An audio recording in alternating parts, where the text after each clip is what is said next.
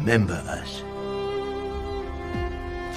As simple an order as a king can give. Remember why we died. He did not wish tribute, or song, or monuments, or poems of war and valor. Wish was simple.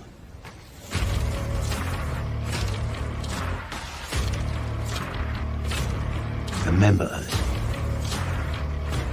he said to me. That was his hope. Should any free soul come across that place. In all the countless centuries yet to be, may all our voices whisper to you from the ageless stones. Go tell the Spartans passerby that here, by Spartan law, we lie.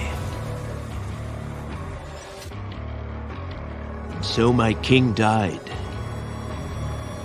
and my brothers died. Barely a year ago.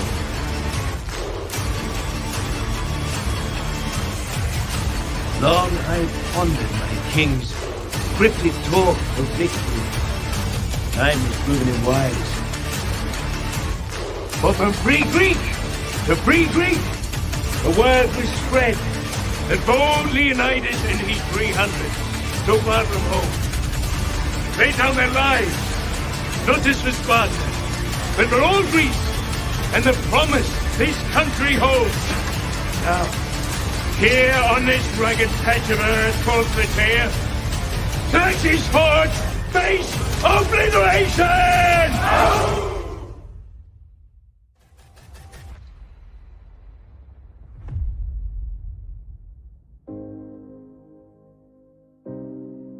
Thank you for joining the Syndicate Network, and welcome to the Zack Snyder Hour with Skywalker the Jedi. Skywalker the Jedi.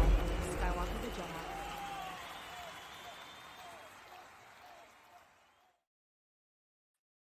Yo, I know that this ain't the Zack Snyder Hour, but I need y'all to know that's what type of energy I'm on. Yo, I'm so charged up right now, you guys.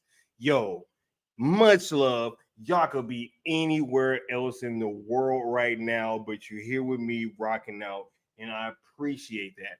I want to thank you guys so much for being here. Shouts out to the live chat, everybody that will be catching this on the replay crew. Man, I already got a bunch of people backstage. This is going to be a very, very fun stream.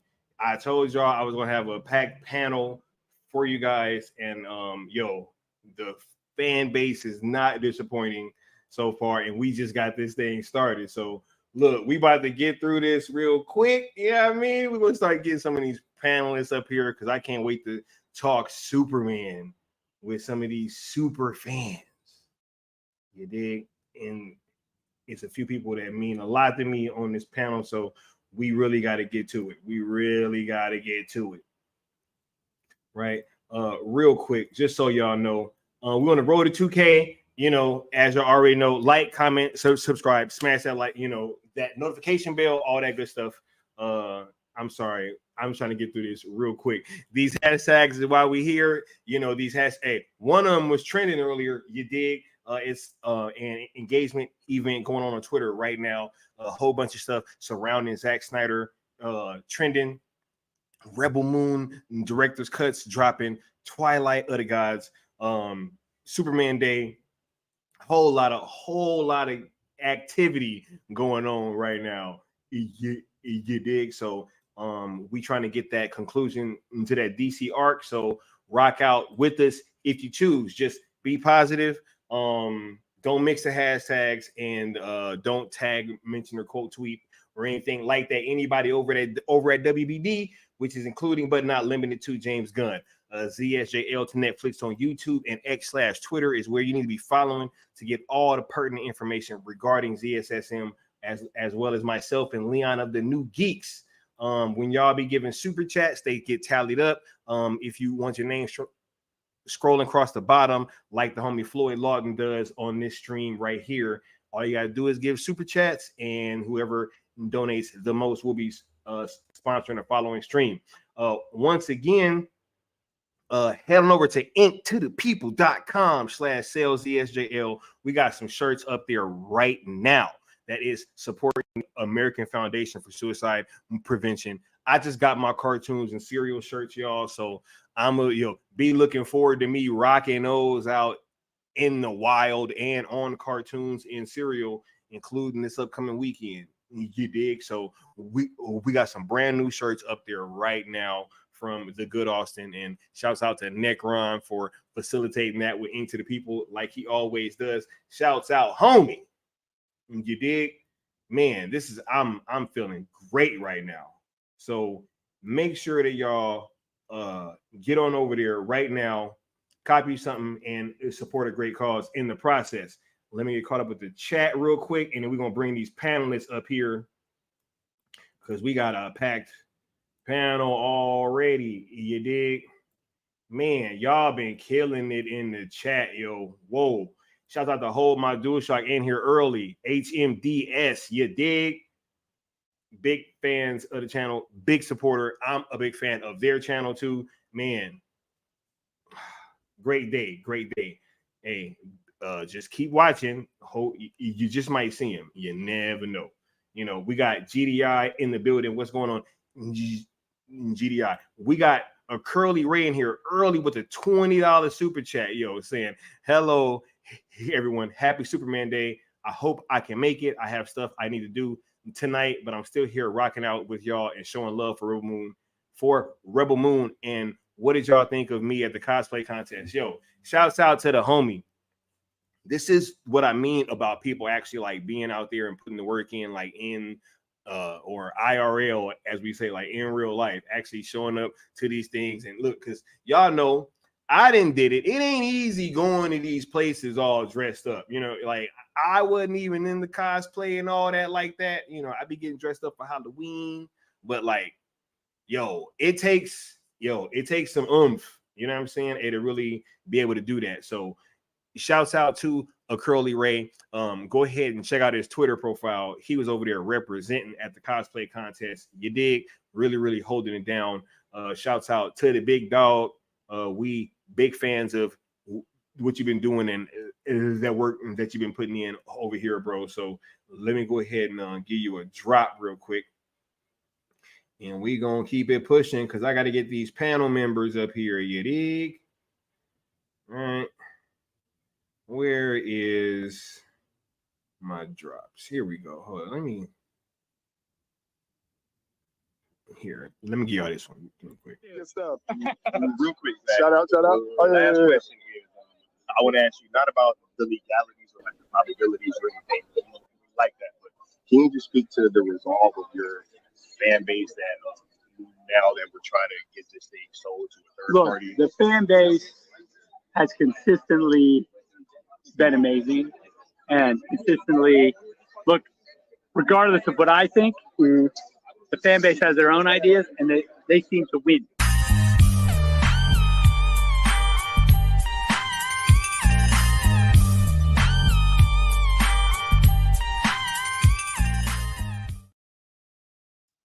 Yeah, we in here. You dig? You dig?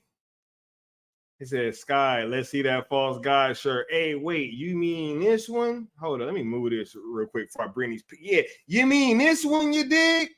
Is that the one you talk about, Josh? Yeah, bro. Yeah, hey, I see you back there in the back chat. Yeah, hey, but look, I'm about to, let's get this panel. Let's get these panel members up here. You know what I'm saying? Hold on, because we got a bunch of the homies back here. Right? Sale and he said, Sale and Cavill are trending. What a wonderful day. Right now, let's get these panel members up here. GDI says parasites. He said parasites are scared of the Rebel Moon director's cut. Look, let them be afraid. Let them be very afraid. Right? Yes. Bringing up first, we got the homie pulling up. As y'all been hearing, it's been a whole lot of shout out to the cool tables going around. You know what I'm saying? So let's bring up the dude that started that. You know what I'm saying? We got Zod Ryder in the building. What's going on, bro? What's going on, man? Happy Superman Day. Congratulations, man, on getting this ball rolling. It's beautiful, bro. Hey, thank you, man. And it's just been a great day overall, bro. I think that the people have been really like responding to what we've been doing, and as long as they keep motivating us, bro, then we just gonna keep it going. So it's really up to all y'all and all of the work that y'all been doing. That's why we're able to kind of keep this going. Yeah, it's just a wonderful thing overall, man. It's beautiful for the community. It's beautiful for everything, man, and especially on Superman Day. It just brings a whole new meaning to Superman Day, Skywalker. Oh yeah, no. It's been a great day, man. I've been a little busy kind of running around and stuff all day, but now that I'm all settled in and I got to do that Twitter space, it's been pretty dope. All right. Now we got another panelist coming up, stepping up to the stage. Been here so long, so long, man. And this dude really, if y'all knew what this dude represents in my head when it comes to the fandom, it was like because I can't even really explain it. But we got the homie Bad Dan here, bro. What's going on, Bad Dan? How are you feeling, dude? What's going on with you today, bro?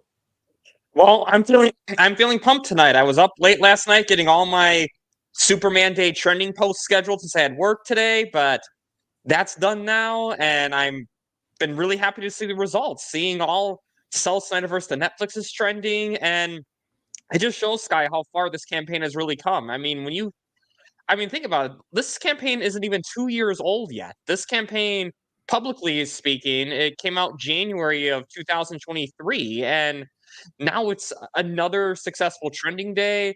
Darkseid's tweeted it, not today, but on a previous day. And right now, I mean, I know Star Wars is kind of a sore subject right now, but you really did bring a new hope to the fandom. Hey, Star Wars is a bit of a sore subject. I will repeat this because I said it on Twitter. I have not seen episode 3 yet, so whatever is egregious in that episode, do not spoil it. I'm gonna watch it for myself. I have not seen episode 3, so no spoilers. I repeat, there will be none of that. Oh, so you've seen episode 2 then? Yes. Okay, I have to ask you, Skywalker. Did you swear you saw Ezra Miller in that episode? Nah, that's funny. He did look just like him. He did. I did think that. Yeah, it's not just me. I was like watching. No, I absolutely did. I was like, that is like Ezra. But no, no, I absolutely did think that. So you are totally right. Next, wait, hold on. Actually, let me do this. Let's get the homie Bishop in here real quick. What's going on, Bishop? How you doing, bro? What's going on with you? What's going on, everybody? What's going on? What's up, Bishop? Can y'all hear me? Yes. Can hear you. All right, what's going on? Happy Superman Day, everybody. Happy Superman Day, bro. How are you feeling? I'm doing good, man. I'm just activated just like you are. Just listening to your enthusiasm, man, is just infectious. So I'm right where you are. I'm excited, man. I'm very excited. Appreciate you. And thank you for being here. You know what I mean? I'm glad. No, thank you for having me. I'm glad we can host this panel and really get all you guys up here. Now, next, I want to bring up here, because I wanted to do this properly. Now, y'all know how much love that I got for this person. You know what I'm saying? Because she's been part of this platform pretty much like ever since this thing started, man, and been rocking out and it's been like holding it down in various ways. And and has really went above and beyond in a lot of aspects. And have done things that she didn't have to do, you know. And I just have so much appreciation for her and what she's done. And I love listening to her voice and just hearing her talk. We have the wonderful, illustrious Mama Bear Art Dog in the building. What is going on, Mama Bear Art Dog? Thank you so much for being here today. Hello, boys. Hello. So happy I could join you. Hello. Hello. How are you feeling today, Mama Bear? What's on your mind? Today, I wish I could have participated more. It's just busy day. Out here in the bear cave, I guess you want to call it. Real life and family life comes first. Absolutely. 100%. Absolutely. You guys said that right, Josh. Right. Right. I'm just glad that we could be here having this conversation, and that I was able to kind of get back in enough time, you know, to be able to do this and all this. Yeah, because it was a bit of a crazy day for me too. But we here today talking Superman, guys. I really just kind of wanted to center the conversation around Superman and have each and every single one of you guys just talk about your favorite incarnation live action that is of the character, just a bit about you guys' history with the character, and so on and so forth. So we'll start with you, Mama Bear, and then we'll kind of work our way back around. I actually started very early off with Superman. As a kid watching, I'm hoping were reruns of the Super Friends, and of course catching the Christopher Reeves movies as a kid. You know, that's always it. He was such a fantastic Superman, but what Henry Cavill brought to the table was just something different. Like, don't get me wrong, I even loved Brandon Routh as Superman. Mm-hmm. He just got saddled with a bad script. Absolutely. Yeah. Yeah, you're But right. what Cavill brought to the table was that I sorry, hearing myself, was just that bit of realism, that even that scene that was shared out earlier today that I did comment on Twitter, the way he went after Zod over his mother was something you have never seen the other live action versions do. And that was something that I'm really glad they touched on, how important family is to him. You know what? I didn't even think about that, but that's a great point that we've never really seen that in any other incarnation. Like, we never seen him get mad and kind of like lash out like that, you know? Yeah.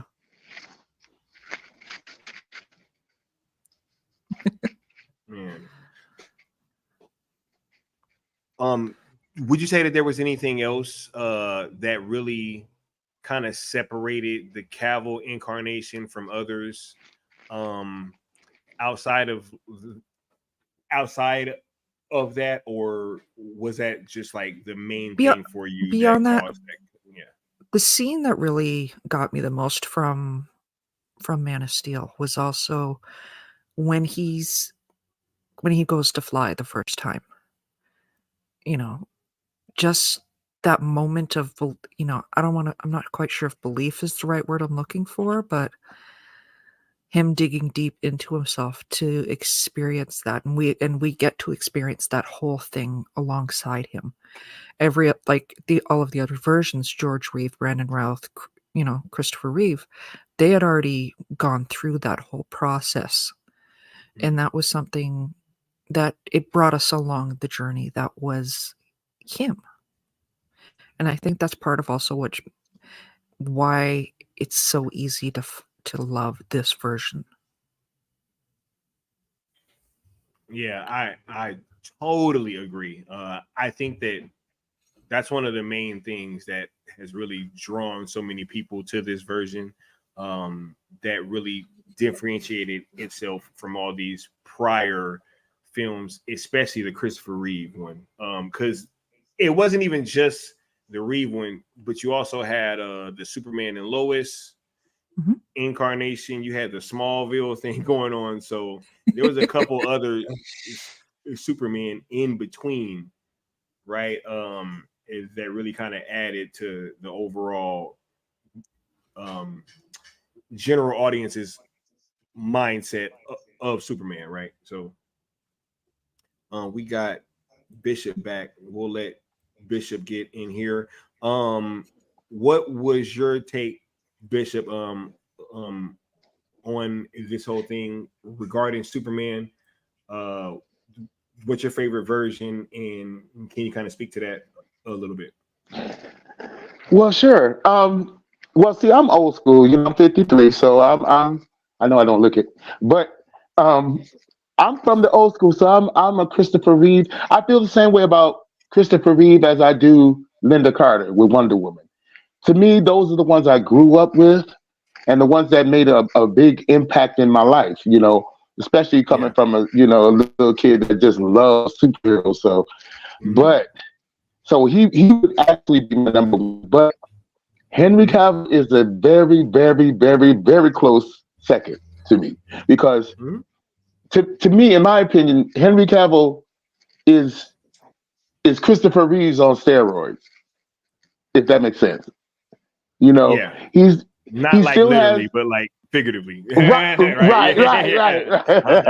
Exactly. But yeah, it's because he still has all the characteristics and ideals that the Christopher Reeve Superman had, but he's more grounded. He's more like you said earlier in the spaces. He's more. It seems like this is what Superman would do if he was in this world, and he still has that Christopher Reeve kind of esque feel to him. But I love him. I love him a lot. And third would be George Reeves, the original. Okay. Hey, we are here for all takes. You know what I'm saying? We just talking Superman. I just want to know what y'all personal rankings are. You know what I'm saying? Don't be coming up here trying to say what you think I want to hear. We just here talking Superman. That's it. Yeah, if you want my personal rankings, it's Christopher Reeve, Henry Cavill, then it's George Reeves, and then for me it's kind of I was talking to Qatar about that last night. It's kind of a tie for fourth place between Brendan Ralph and what's his name? Superman and Lois. Tyler Hoechlin. Tyler Hoechlin. Because when Tyler Hoechlin first started, I wasn't really feeling him because I'm like Lois and Clark. I'm sorry. No. That's what I was thinking about earlier. Not Superman and Lois. I said Superman and Lois earlier when I was talking about. But you meant Lois and Clark versions. I meant Lois and Clark in Smallville. Yes, that's what I meant. Oh, okay. Yeah, Dean Cain was a good one too. But hold up. You go. This dude. Right? Yeah. This dude. That's it. He was good, I appreciated his contribution to the Superman mythos, but to me, fourth place would be between Brendan Ralph and Tyler Hoechlin. But like I said, in the when he first became Superman, I wasn't really feeling him but he grew on me because I like him more. I like Tyler Hoechlin better as Clark more than Superman, but I do like him as Superman. But he's a good Clark. He's a good Clark. So those would be my top 4. I guess you could say 5, but yeah. For sure. Thank you for coming on here and giving your testimony. You dig? Next up, we got the homie Bad Dan. Right? Bad Dan.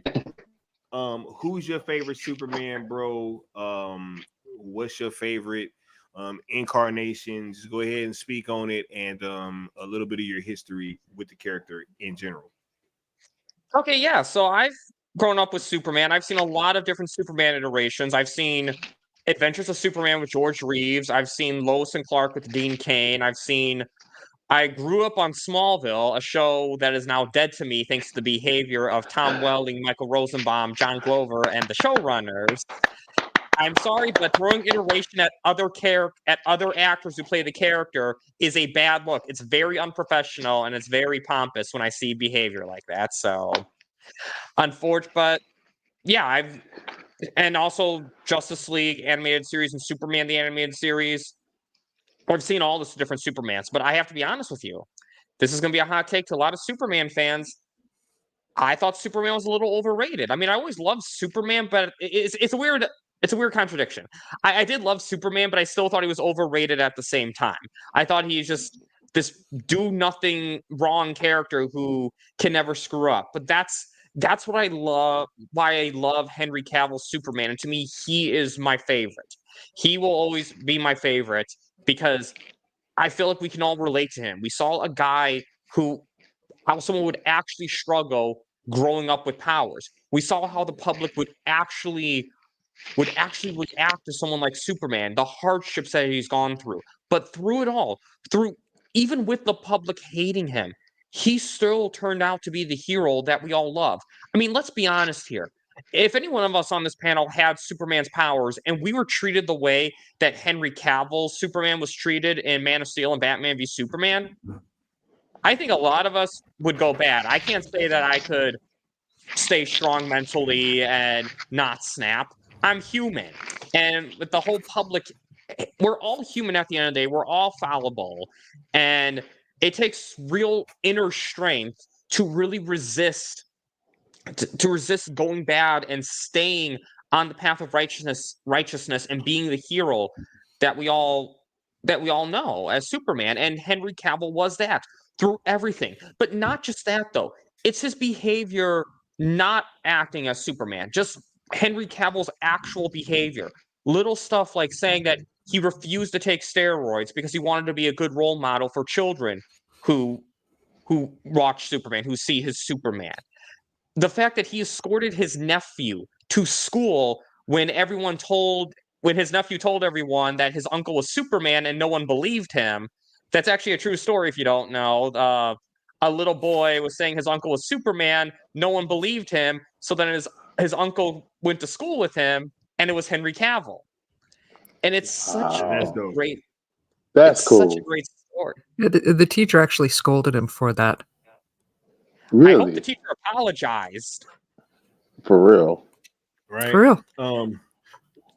We got Kesdy here saying no Tom Welling, bro. We got Tom Welling up here, dude. You know what I'm saying? Like I got all the Superman back here. You know what I'm saying? Loaded up. I got them all. You have all the Superman. Building. You dig? We here to. Oh wow. Oh wow. I got them all. That's cool.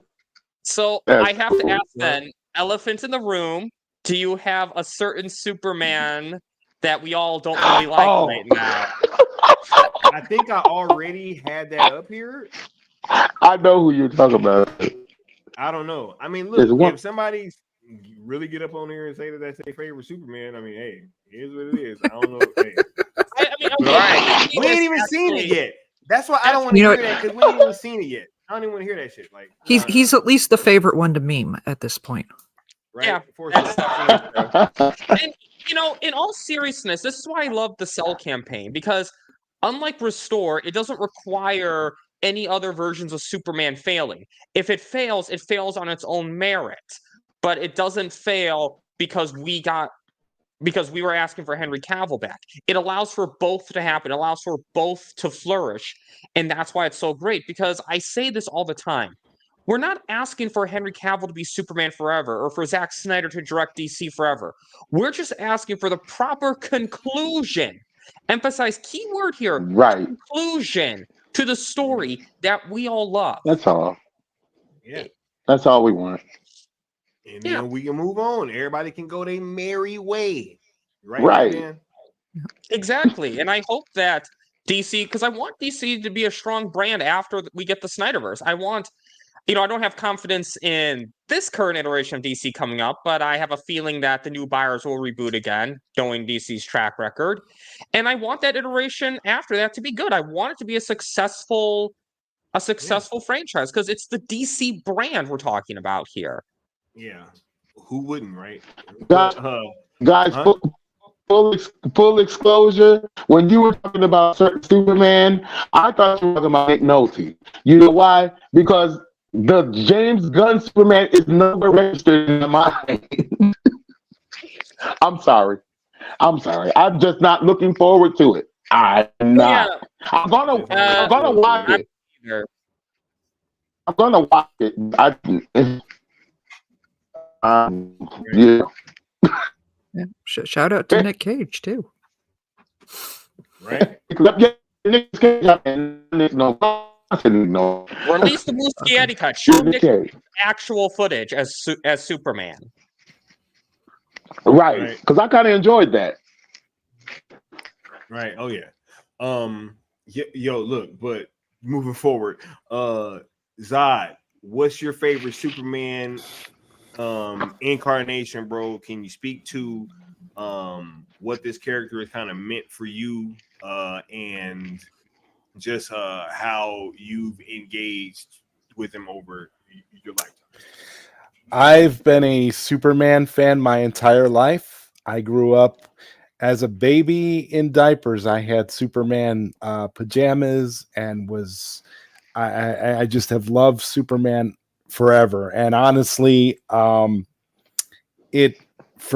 me, I never stopped engaging with the character. I have loved every iteration of Superman from the beginning all the way. I mean, I'd gone back and watched all the black and white ones, and just I mean everything. I mean, Superman, the 1950s TV show, the George Reeves 50s TV show. One of my favorite episodes of that is an episode called "The Town That Wasn't There," where these crooked cops in this small little area created this little town with like a speed bump to try and get people to have to pay these ridiculous tolls. It's actually kind of a brilliant idea, actually.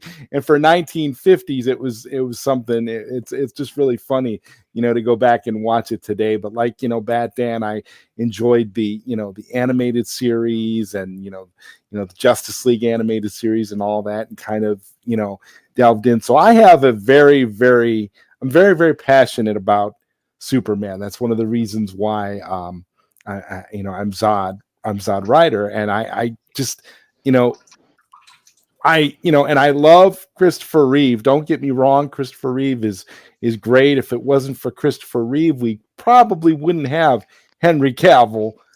But for me, I gotta say that Henry Cavill is my favorite iteration of Superman out of all of them, simply because Henry embodies what Superman would be if he existed in our world. And I think that that's very important to show Superman how he would actually be. Because if you go back and you look at Christopher Reeve, for example, in the 1970s, it was kind of a corny rendition, but it was the kind of movies that were being made at that time.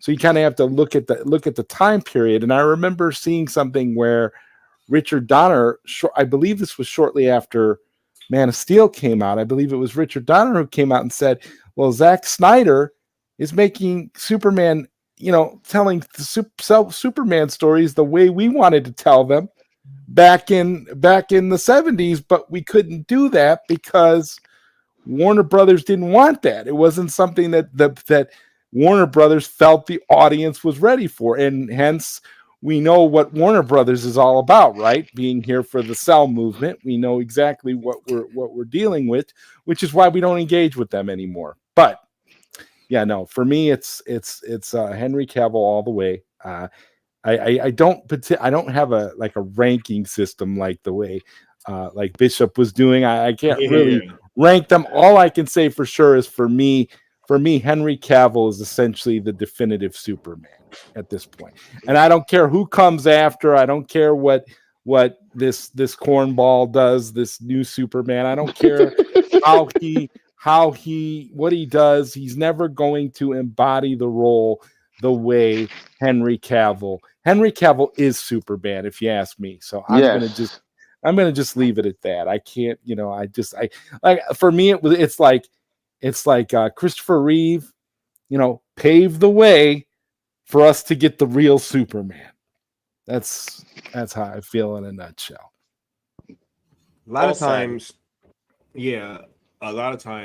that almost kind of has to happen, right? It's like you have to have some version that almost kind of breaks the mold just first to be able to get something more real and kind of with more substance down the line, right? Because we can't get the Man of Steel unless we have those older movies. 100%. Well, it's the same thing I was saying like about Linda Carter. It's the same thing like Zod felt about Christopher Reeve. I felt that about Linda Carter too. But then we got Gal Gadot, who to me is now the best at at what she do. So I can understand where you're coming from with that. But I still like Christopher Reeve. Oh yeah, don't get me wrong. I love Christopher Reeve, and here's the funny part about that too, Bishop. Warner Brothers meddled with those movies too. Okay, exactly. Meddled with those movies because they were supposed to be, at least the first two were supposed to be far more serious than they were, and Warner Brothers meddled with both of them. Yep. And you had a whole letter writing fan campaign for the Donner cut of Superman 2. A lot of people don't realize which we never got till recently. Right. We didn't get that till 2006. And you know why we got it? Because it was a cash grab to tie in with the release of Superman Returns with Brandon Routh at the time. And it was kind of like a gift from Bryan Singer helped out a little bit, and so they kind of got that out.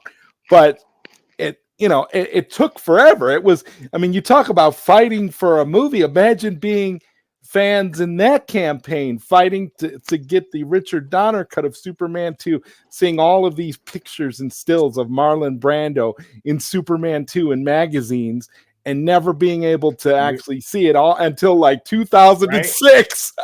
Right? Sounds a little familiar. Crazy, right?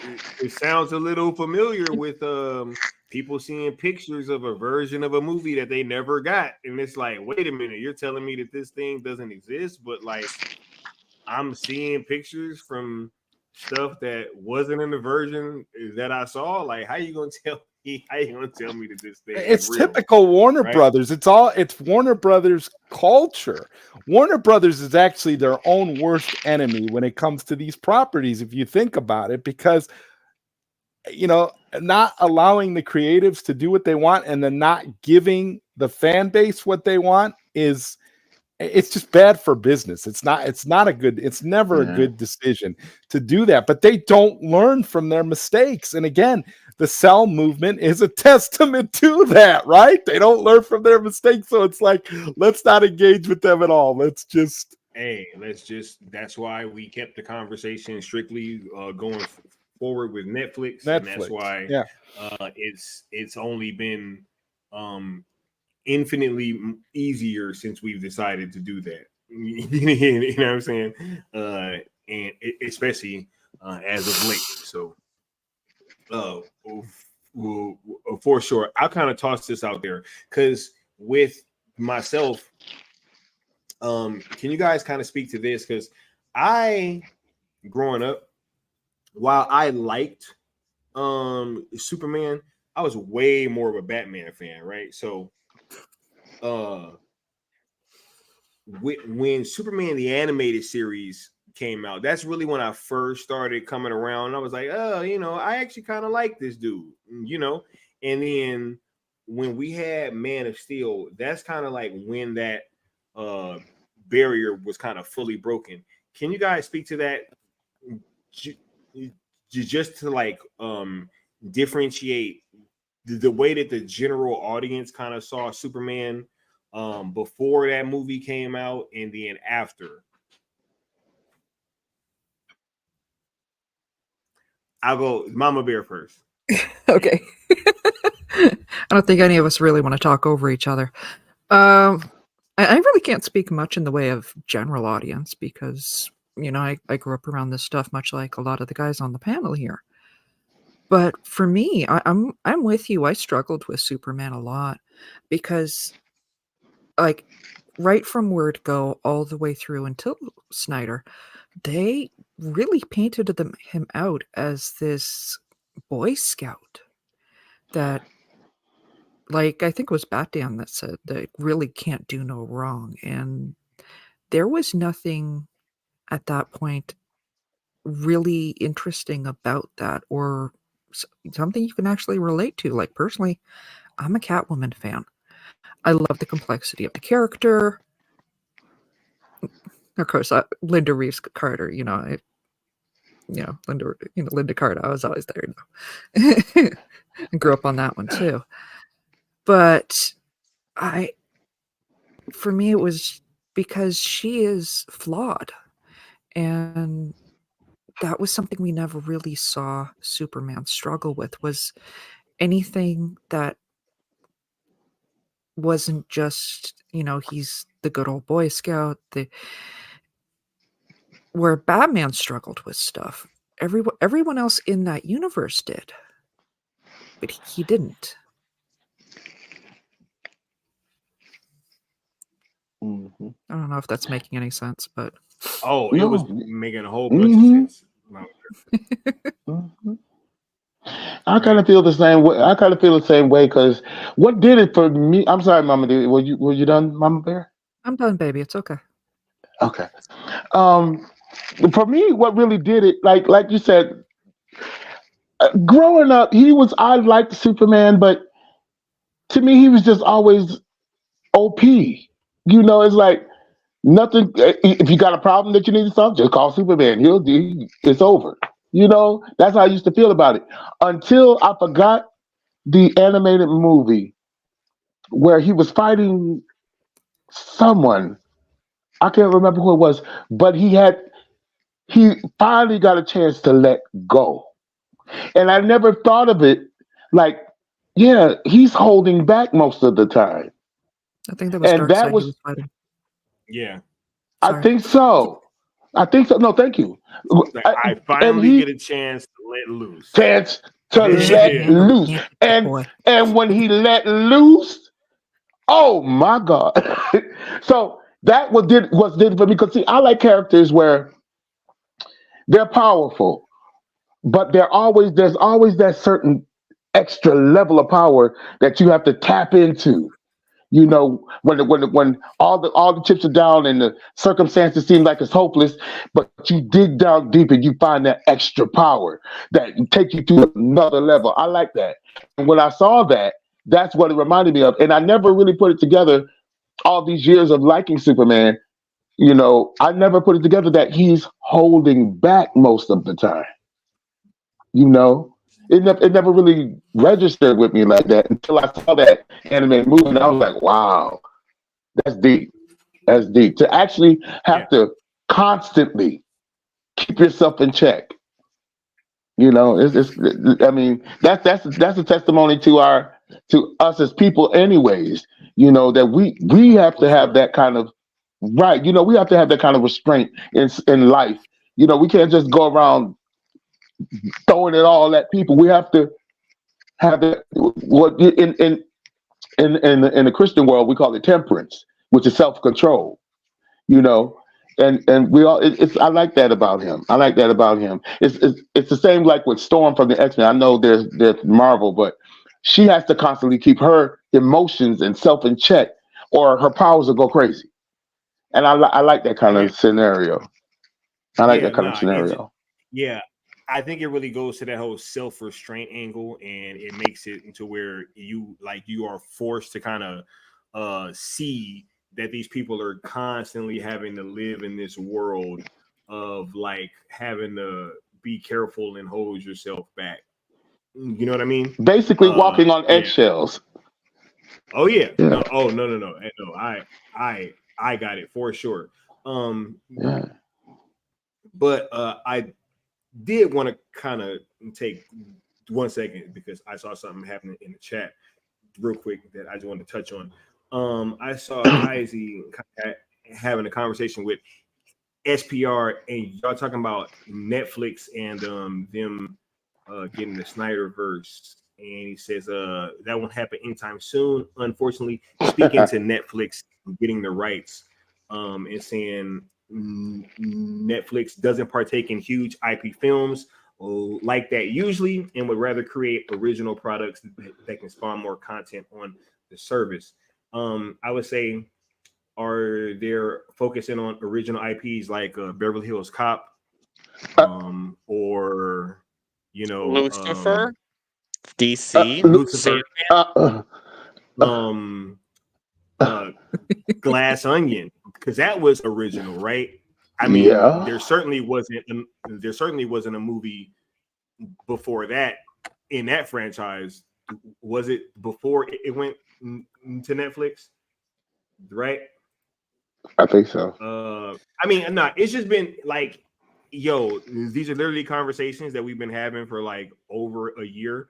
Netflix has continued to acquire things that they did not own the rights to, and All of the Justice League cartoons. That's like it's Sky. like a lot of stuff. It's a lot of stuff, bro. Sky, So, like, I think your example of Beverly Hills Cop I is would so perfect. hold up, Yeah. real quick, and I would expect as a content creator, because I went and I checked out your channel real quick. You should know that that Netflix has had hella stuff, hella projects, bro, that they did not own, that they are reviving life into, and also you spoke to it confusing people. I think that we're already confusing people because look, first of all, everything animated that was going to be in the DCU was, or wait, no, everything DC related period was all supposed to be in the same universe. Then it was like, all right, yeah, but now it's going to be some Elseworld stuff, and you got the Cape Crusader stuff that's over on Amazon that's not connected. You know what I'm saying? And it's projects ending up all over the place that aren't connected. And then they finally came out, well, look, everything that we put out ain't even going to be connected. So, like, the penguin, is that connected? Nah. I guess Peacemaker not. itself is confusing. You got season 1 in the DCEU, right, and then season 2 in the DCU. Yeah, right. I gotta ask Skywalker, because again, I'm kind of on that Beverly Hills Cop thing right now. Like, like why doesn't, and this is my question, if Netflix can't acquire big IPs like that, a big IP like Beverly Hills Cop, we're talking a huge IP for Paramount, right?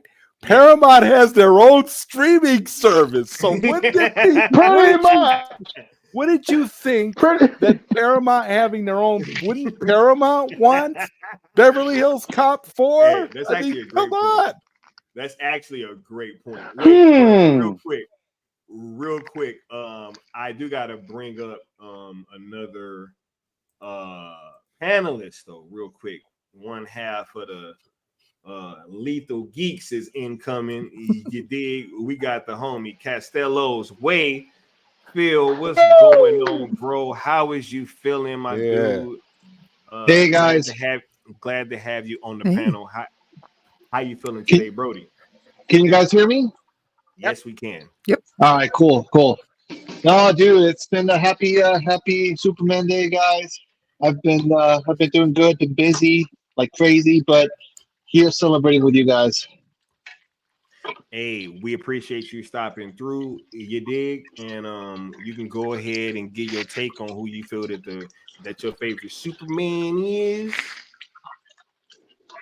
Right? Okay. Yeah. So yeah, no, definitely my favorite Superman is, like, I'm not gonna lie, it is Henry Cavill. Like, he embodied what Superman, could be in real life. In reality, yeah, like, Superman would struggle with should I do this, should I not do this? We'd be treating him like crap one way or another. So he was a realistic type of Superman. That's what I liked a lot about him. Yeah. Can you talk a little bit about what the character kind of meant to you? Just kind of growing up. How much of a Superman fan were you? And Right. Just how was that whole thing growing up? So I grew up mostly as a Batman fan. That was where my group was. Superman, I kind of started when the first comic book that I read was The Death of Superman. That was the first one I read, and that's when I was like, holy shit. Like I said, I was mostly a Batman fan, and that's when I started taking Superman a little bit more seriously. Like, holy shit, because I barely knew the guy. That makes sense. Yeah, that make a lot of sense, bro. I think that it was kind of similar for a lot of people growing up. For a lot of people. Another panelist that we got gracing the stage that I'm also happy to have here. You see this person linking up with Mama Bear every week. You know what I'm saying? And it's just a pleasure to have her here. We have the wonderful, the one and only Retro Nerd Girl on the panel. Retro! How are you doing, Retro? Hey y'all. Hey, girl. How's everybody? We are having a great day, enjoying Superman Day. Retro, how are you feeling today? I am crazy. I just came from work and I'm like running around, but I got the bat signal in the sky saying, "Hey, we need you." And I was like, "Yes," because it's been a long time since I've been on the channel. So yes, hi everybody in the chat. Thank you so much for being here, Retro. Right now, we are just talking our favorite incarnations of live action Superman. Can you kind of speak to that, and also to what the character meant to you in your life growing up? Oh, okay. Well, I there isn't a Superman that I didn't like. I always liked the character. I was very blessed to see Christopher Reeve in the first movie in 1978, and it was really incredible. It was an incredible feeling. I remember, even though I was a girl, I wanted to be Superman, but it was one of those. It's fine, because I used to want to be Ripley from Aliens. You know right? what I'm saying? I wanted to be Wonder Woman. That's awesome. That's awesome. Like, yo, You basically if are. you didn't walk away from Aliens wanting to be Ripley, there's something wrong with you. Yeah. I love you, Mama. I know. Love you too.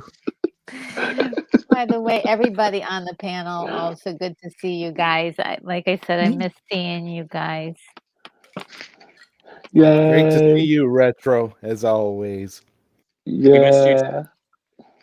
Yes, we love having Retro on the panel over here. For sure. Man.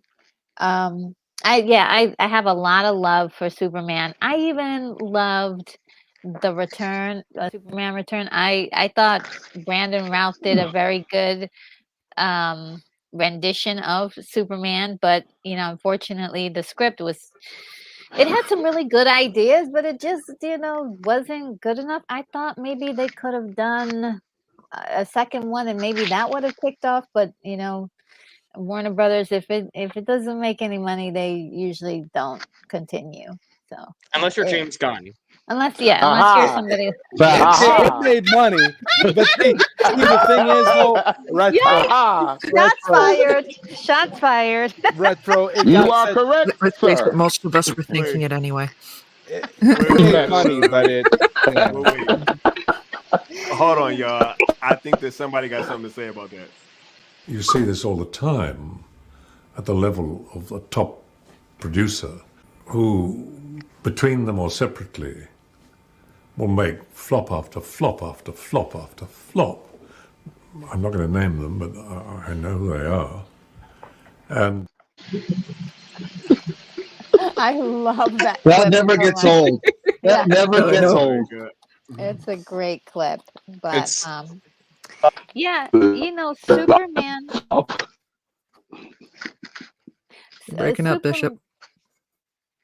I'm sorry. Am I better?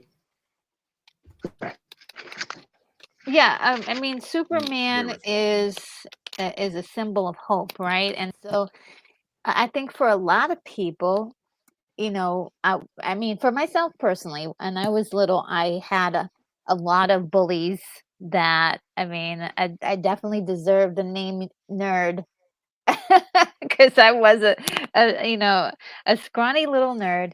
And I was like, if I could only be Superman, I could just punch these guys and they would go away.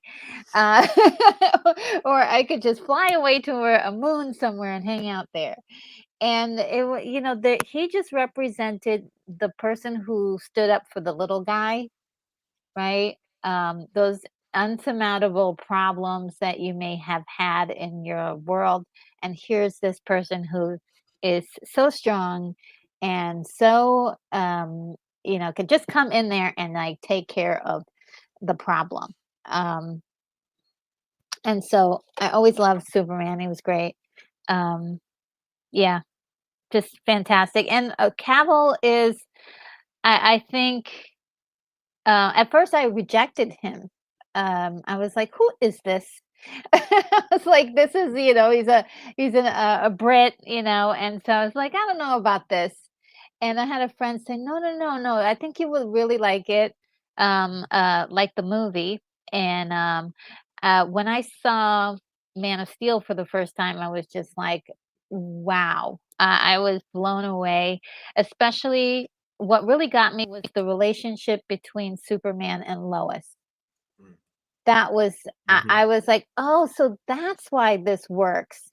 He doesn't have anyone that he can trust as much as she is. Like she kept his most vulnerable secret, even though it got released, right, to the public. She was willing to keep it a secret forever if necessary. And that went against her own prime directive of like getting the news and sharing it with people. She just wanted to keep him safe. And she tried as hard as she could to not do that. So when I saw that, I was like, wow, now I get their relationship, and now I get this, I get them as a couple. I don't think I ever got them as a couple before until then. And then and of course, just like the first flight was incredible. That was an incredible. I that was a very powerful scene. That was a very powerful scene. Yes, and there was a little bit of it that was taken from Return. Like there's a blend of like Return, Superman Returns, and then something new from that I'd never seen before. So I was like, wow, they put the best of what already happened in all the other iterations, and also like gave you something new. So yeah, I mean, the biggest upset for me is that we never got a Man of Steel 2. Just it breaks my heart. It breaks my heart. So well, anything can happen with Cell. I mean, I know our main objective is the 2 movies, but yes, of course. Yes, of course. I mean, I'm talking about like right now. No, absolutely. I get it. No, I'm talking about like right now. We need I that know exactly movie. what you were talking about. You know what I'm saying? I'm Yeah, like, because that pain is real right now. You know? Right? yeah, I'm for suffering sure. right now. I need my Man of Steel 2. And they really should have given that to us immediately after after the first one. So like somewhere between like 2016 and 2015. And we are almost a decade behind schedule, so they need to chop. I agree. Yeah, that's straight from the straight from the mouth of retro nerd girls. Speed it up, chop. You dig? Warner Brothers. Hey, guys, can I interject something real quick? Go ahead. Have you ever noticed about Superman? Have you ever noticed like what actually makes him fly? It's not like he rides the wind like Storm or something. And like when he's sitting in the sky, like in the end of Man of Steel, when he was sitting in the sky talking to the general, and his cape was blowing. A lot of people think that's because of the wind. It's not. It's blowing because of the power that's generating off of him. The reason I know that is because also in Man of Steel, remember when he was fighting Zod and he was on his face and then the ground started moving underneath him and he rose up and turned. Yeah. Remember that? Yeah. The reason all that rock and the flight scene when his fist was down and all the rocks and stuff, it's the energy coming off of him that causes him to fly. It's not like riding the wind or anything. I was like, why? And Man of Steel is what made me know that, because I always thought he was just he just flew in the air, but it was because of the power that's generating off of him. That's why every time he's in the air, the cape is flat, is doing like this.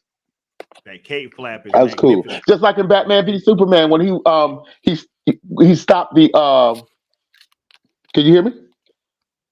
Yeah. Oh. Can you guys hear me? Yes. Yeah. Oh, okay. Just like in Batman v Superman when he stopped the Batmobile and it was that slow motion when he was walking towards the Batmobile and his cape was blowing. That's from the power off of him. You see? I think that's pretty cool. That is like one of the coldest scenes in CBM history when he was walking up towards him with that cape flapping, right? But Charles Austin kind of echoed that in the comments here in the chat. Oh, love that. Gravitational field. Yep. Yeah, and manipulating particles. You dig? Let me get this super chat from the homie Osa Fresh with the $10 super chat saying, I grew up watching primarily Superman, the animated series, Lois and Clark, and Smallville, right? He said, yeah, I know. But always wondered how Supes would fit in a universe like Nolan's. Man of Steel solved that problem, which is why Cavill is GOAT. Shouts out to Osa Fresh with the $10 super chat. Let me go ahead and let me find a drop for you real quick. Find a drop for Osa Fresh. All right, hold on, let me get this right. Yeah.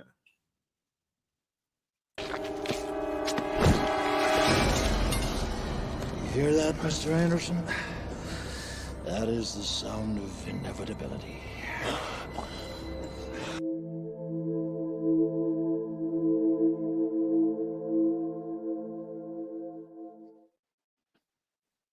Inevitability.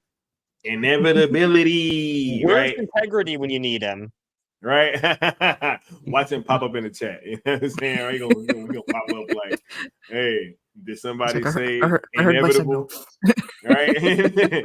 Yo, but man, Retro is gonna rejoin us in 1 second. I actually was really looking forward to her take on just the overall view of Superman pre Cavill and post Cavill, because for people that have kind of seen that, I wonder how that kind of came and went.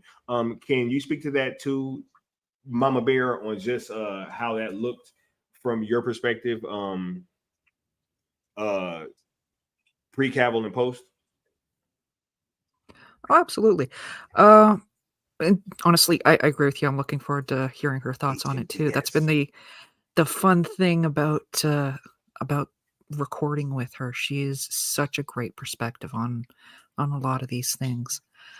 For me, the stark difference between, like, let's face it, the two biggest fan favorites are, you got Reeves and you have Cavill.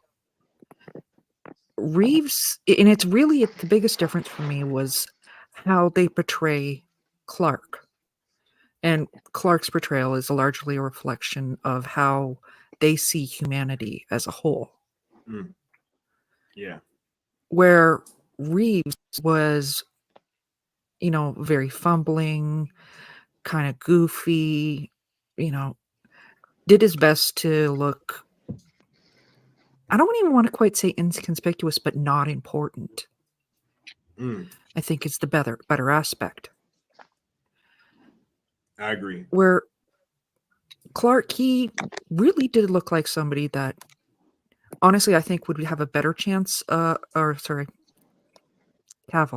would have a better chance of hiding who he was, just blending in better into a crowd, because let's face it, either way, they have a very imposing, structure. Somebody who is 6'2", very well built. So for me, the whole goofball, thing that was portrayed with Reeve, it didn't match. It's like some big, huge, physically fit guy who's obviously been working out and is coordinated, and then obviously, and then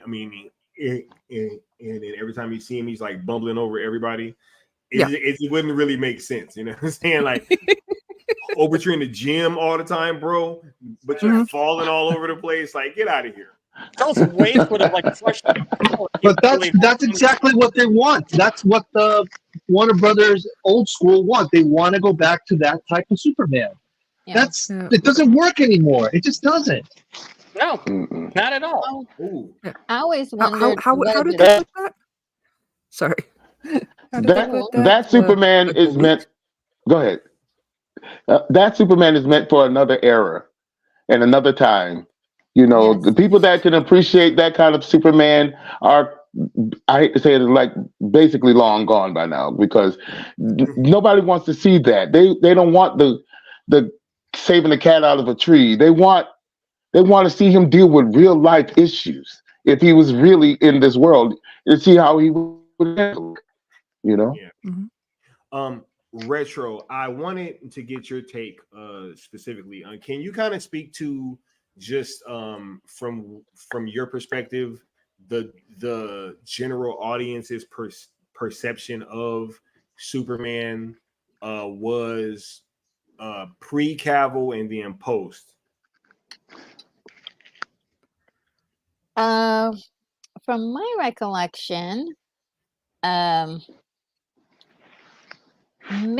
mainstream media didn't seem to like any of the offerings for Superman except for the TV show stuff. In the 70s, it was a big deal in the 70s, but it was sort of like in the big deal, like, okay, we got the Superman movie, and then after that, each time a new Superman movie came out, it was met with less and less fanfare. So, and because the movies just went down in quality, I loved each and every one of them. They were all fantastic to me. I loved it. I just wanted to see Superman. But it just kept going. The movies kept getting worse. Some of them you can see Christopher Reeve is wearing a hairpiece. The quality just went, really bad. But for like diehard fans, we'd go to all the movies. We loved everything. But I think when after Superman Returns, I think we got a lot of the things on television. People really liked those.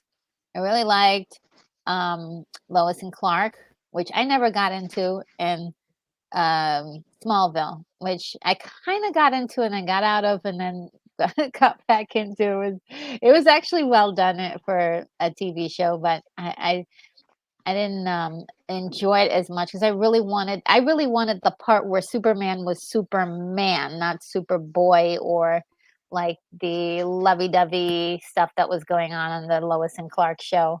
I wanted to see like Superman fighting bad guys. That was more kind of my thing, but people seem to enjoy those things.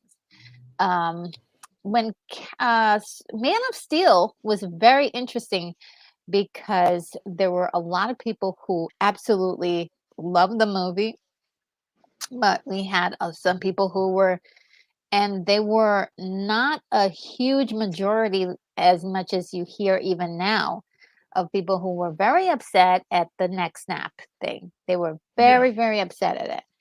But there were still people who were like, that's an incredible movie. And it, the box office showed. And highest grossing Superman movie to this day. Yeah, and it was. I mean, it's a great spectacle for seeing the Superman franchise like grow up, really, from Christopher Reeve's time, where we were doing very minimal effects. Some of the effects were not that great, but it was still doable because you'd never seen anything like that in 1970s. This was still a marvel to us. And so like now with the upgrades and the special effects, Zack Snyder did something very incredible with like the first flight was just awe-inspiring. It was insane. The fight between Zod and Superman, even just all of the Kryptonians, the opening scene with the Kryptonians, just incredible. So visually, he nailed all that. I think there's no way you can look at that and say that's a poor movie. So I think that's something that I think even now people are still copying his style of the way characters are flying.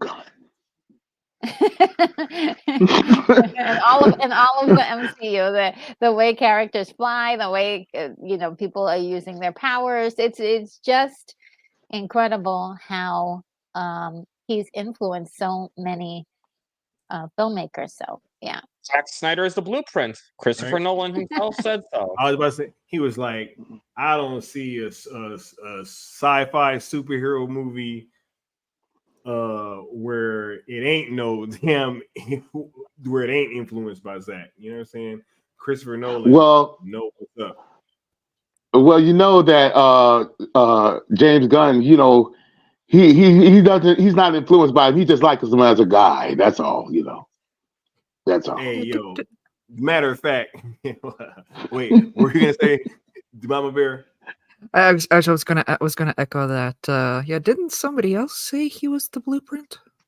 Hey, actually, hold up. Matter of fact, let me play that for y'all real quick. What they talking about? I liked Zack a lot as a guy, and he was an incredibly thorough. He did all his own storyboards and stuff, which I think influenced me when I went on to my movies and do the same thing. And I saw how incredibly prepared he was. I thought it was great. Hey, that was for HMDS saying, "What a panel!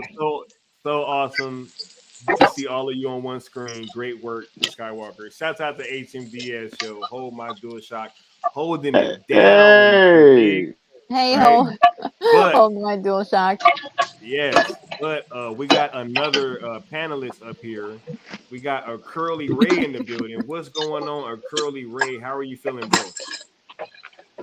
And Phil is what's up? What's up, Sky? What's up, everybody here? This is Curly Ray. Hey, Curly, what's up, man? Hey, what's up, Curly? What up, Curly? I'm over here. I've been hanging out. I was just going over to somebody's house, just wanted to hang out with them for a bit. And I've been still out here showing out this engagement. And happy Superman Day to all of you guys. This okay. I'm a bit younger than y'all, but did this Superman Day thing start with Man of Steel, or did it start like way before that?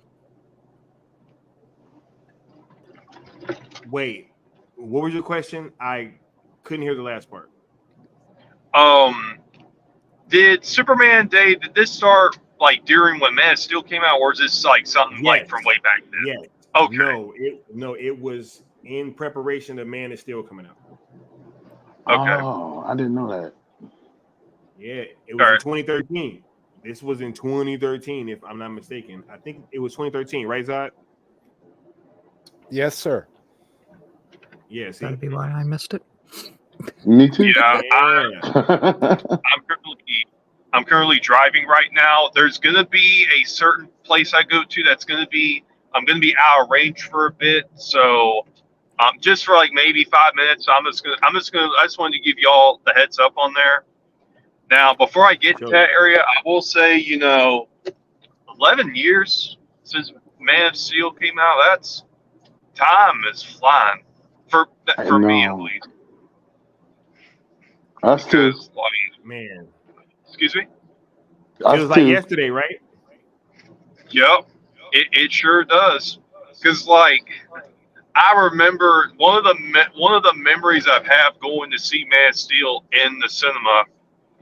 I saw it at a Cinemark where I used to live at, and one of the memorable things I have like watching that film was I was holding my pee. I know this might sound weird, but I was like holding to go to the bathroom, and right after they got done with the Superman versus Zod fight, I went straight to the bathroom and I come right back, and then I missed that scene where Superman is in the Daily Planet with Lois Lane at the very end. I was like, man, I was so upset. But I did see the credits. I saw the Man of Steel title at the end, and then all the credits and all that stuff. And this was actually like when I was going back to go into the movies, because before I saw Man of Steel, like I hadn't been to the movie in like 3 straight years. My family was trying to save up and all that, kind of stuff, because we were going through some things. And the last movie I saw before that was Toy Story 3 in 3D. And then 3 years later, oh, absolutely, man. I love that movie. No need for 5. I almost cried. Yo, when they made me think that they were about to, they literally made me think that I was gonna have to watch these toys get incinerated. You know what I'm saying? Like that was one of the craziest scenes, bro. Never mind. I'm sorry. I mean, to get caught up on Toy Story 3. But you're cool, man. Absolutely. I think I was with my mom when we saw that movie, and I was like 10, and I think she was getting emotional as well. But I'll get this out of the way before I get back to talking about Man of Steel, considering that this is Superman Day. But we saw it we saw Toy Story 3 in 3D, and the 3D, something was wrong with it when I went and saw it. And it was just kind of a disappointing experience at that time. But back to, about what I was talking about with Man of Steel is that, like, I talked about this when I was just in the spaces earlier. For anyone that was in there, I'll kind of, talk about each other, or I'll talk about to y'all. Before then, like, I saw the Dark Knight movies. I bought the Batman Begins and Dark Knight on DVD. And then I was so hyped to watch The Dark Knight Rises that I went on the iTunes store when it was available on digital, and I bought it on my phone and watched it on my little iPhone. And that was like the first film that like I saw on like a small little phone. And then I started seeing these teasers for Man of Steel, and I saw like Christopher Nolan's name, and I think I saw Zack Snyder thing, but that was before I knew like who he really was, because I didn't really fully know who Zack Snyder was until like 2020 when Zack Snyder's Justice League was revealed, and like then I saw a teaser for Man of Steel, and I was like, this actually looks pretty cool, because I wasn't the hugest Superman fan. I was more like, I think he's cool, but I'm not like, I'm more of a Batman guy. You get what I'm talking about? Yeah. Oh yeah. I was a big Batman guy. I think that was everybody. Or at least a lot of people. You know what I'm saying? Oh, definitely me. I mean, Bat Dan. Shout out to Super Bro Corey and Tom Welling. He in there trolling, but he said, "Nah, his actually is Christopher Reeve." So we are getting some love. I mean, some Reeve love in the building. But yay! you were saying, Curly Ray, before I bring another panelist up. You know what I'm saying? Yeah. So before then, I was thinking like, yeah, this looks pretty cool. I went and saw it with my family, and I was like, oh, I'm so excited to see it. So I saw it with, my sister, my brother, and man, I was like, yo, that movie was dope. Like, I started going now, like, after, I was 12 at the time. I was about to be 13. I was like, yo, I gotta buy the Legos and all the things and the merchandise and everything. Like, I was like, yo, this movie was just absolutely sick. Like, the way, and it's just like you were talking about, Scott. I think, I don't know if it was you or Leon, but y'all were talking about how, like, how Superman would be out in the real world. Like, you don't have to make them into this character that saves the people and saves Catherine Tree. And the problem is not because is that they're making him save Catherine Tree or to save people. It's the way that they're demonstrating it in a very generic way. But if you can demonstrate that in a way of how Superman can relate to humanity's struggles, then that is where that gives attention to people. It's like, we want these stories to be told more than than what we have all the time. We want it to be, we don't want this to be, the fast food comic stuff that we can study. And it's like Charles Austin talking about, like, because he was into that stuff. He was into, English class and all that kind of stuff. And we want films where we can break them down, and we get to break down and do assignments on these clicky, like a clicky sound. Is that? No, I don't know. That's me. Okay. Oh, I'm sorry. That's me. Oh. it's scissors. Sorry about that. I muted myself. Retro was having arts and crafts time. Everybody. But I'm with you right there. Yeah, always doing crafts. Hey, that's so cool. Yo, you know what? I don't even know if you wanted me to say that, Retro, but no, she does some pretty dope stuff. She does some pretty dope stuff. Yeah, I'll be sharing some of my things soon. Cool. Maybe in the next I love to see that. You and I have talked about discussing that, that stuff in the past, because we do have that in common as well. Yes.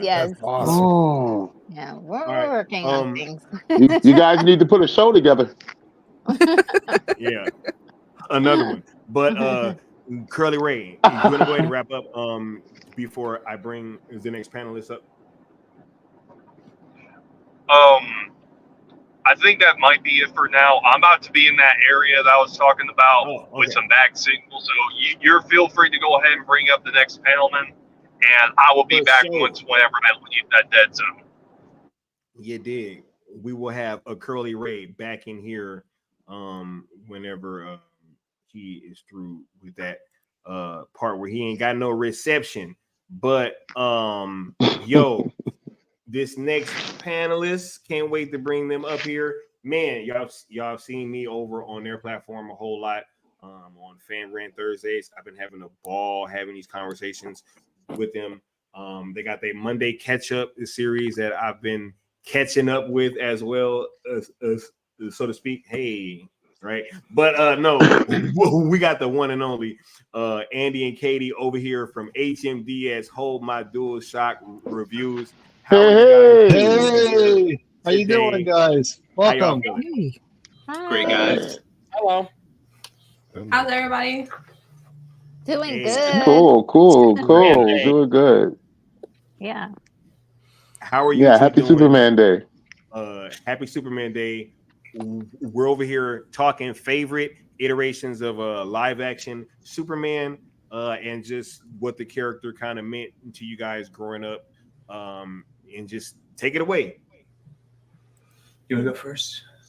Mine's gonna be super short. So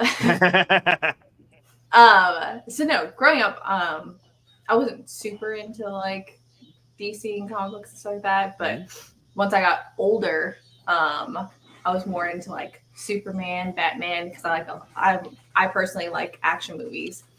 And so Henry Cavill's my Superman. So that's just always been the epitome of Superman to me. So, and I love Zack Snyder. I love the slow-mo stuff that he does with his movies. Yeah. I'll say 300 is one of my favorite movies, even though Andy makes fun of me. It's my favorite chick flick. I'm with you. Yes, I'm like, yeah. I'm gonna go all the way 300. So Yes, mine too.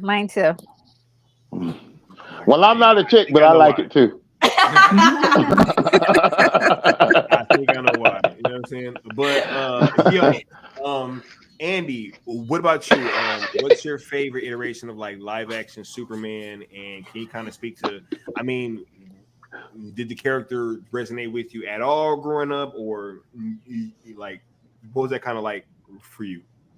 Yeah, I'm the complete opposite as Katie. I loved every iteration of Superman, whether it was Tom Welling and Smallville. I watched that like way past when it was acceptable. Like that was, and looking back, like man, it's not a good show. Animated series, Elseworld comics. Yeah. Uh-huh. Yeah, I forgot about that. That at one point this wasn't accepted. People were like, "You're watching that show?" Yeah, I forgot about right. that. Like Smallville, really? Getting back from like elementary school, like putting it on and like getting made fun of. Like it was lame. But and then even like Elseworlds comics, Red Sun, I love them all. But dude, I don't think it's been done better than Henry Cavill. Like I don't think so. I was watching, 87 or 86 or whatever, Christopher Reeves, like, dude, if you had that guy in public today, you've never seen that. You've never seen someone that awkward. And like, I get it. Like, that shift from dorky Clark Kent to Superman. Yeah, it's magical. It's like great acting. Show me a world where you can have someone play Christopher Reeves, Clark Kent today, and you not just think he's autistic. Like, it would. Well, that's precisely the reason why Superman Returns didn't work, because Brandon Routh is. Yeah, it was exactly like the character, and that's probably why I liked him. But it's not going to work anymore. Yeah, and I like he's way too much hate, dude. I love Superman Returns. I'm one of those weird cats who like enjoys Superman Returns, but he did a flawless Christopher Reeves interpretation, and nobody wanted it. And then so with Snyder, he's like, well, dude, we have to make something that makes sense for people who aren't 60, Like, yeah. So, I mean, I love that Man of Steel was the first to explore how we would feel about Superman. This idealized version of if Superman came down, that you wouldn't have all these debates on, is he good? Is he evil? Is he too much of a threat? That's not realistic. And that's the difference of the other adaptations are cartoonish. This was real. It dealt with the politics of it. It dealt with what it would mean for humanity's vision of itself and its place in the galaxy. And it's not like they thinly veil it. I mean, that's stated by Jonathan Kent. So I think anybody who pretends to not understand that's just looking for a reason to complain. Even if it's not your cup of tea, I don't think anybody has used Superman outside of the comics to explore so many diverse themes. And I mean, I don't want to see them go back to him saving cats from trees and stuff. Yeah, I think that's going to be a hard sell for a lot of people, right? Just kind of going back. now that we've kind of had this levee broken, so to speak. And it's kind of the same thing that I was talking about with the Matt Reeves Batman movie to a certain extent, where I was like, hey, man, we just got Batman fighting Superman and Batman fighting with Doomsday and Parademons and all that. I'm like, do we really want to go back to just like a solo Batman story? You know what I'm saying? Where he's like fighting these grounded kind of enemies.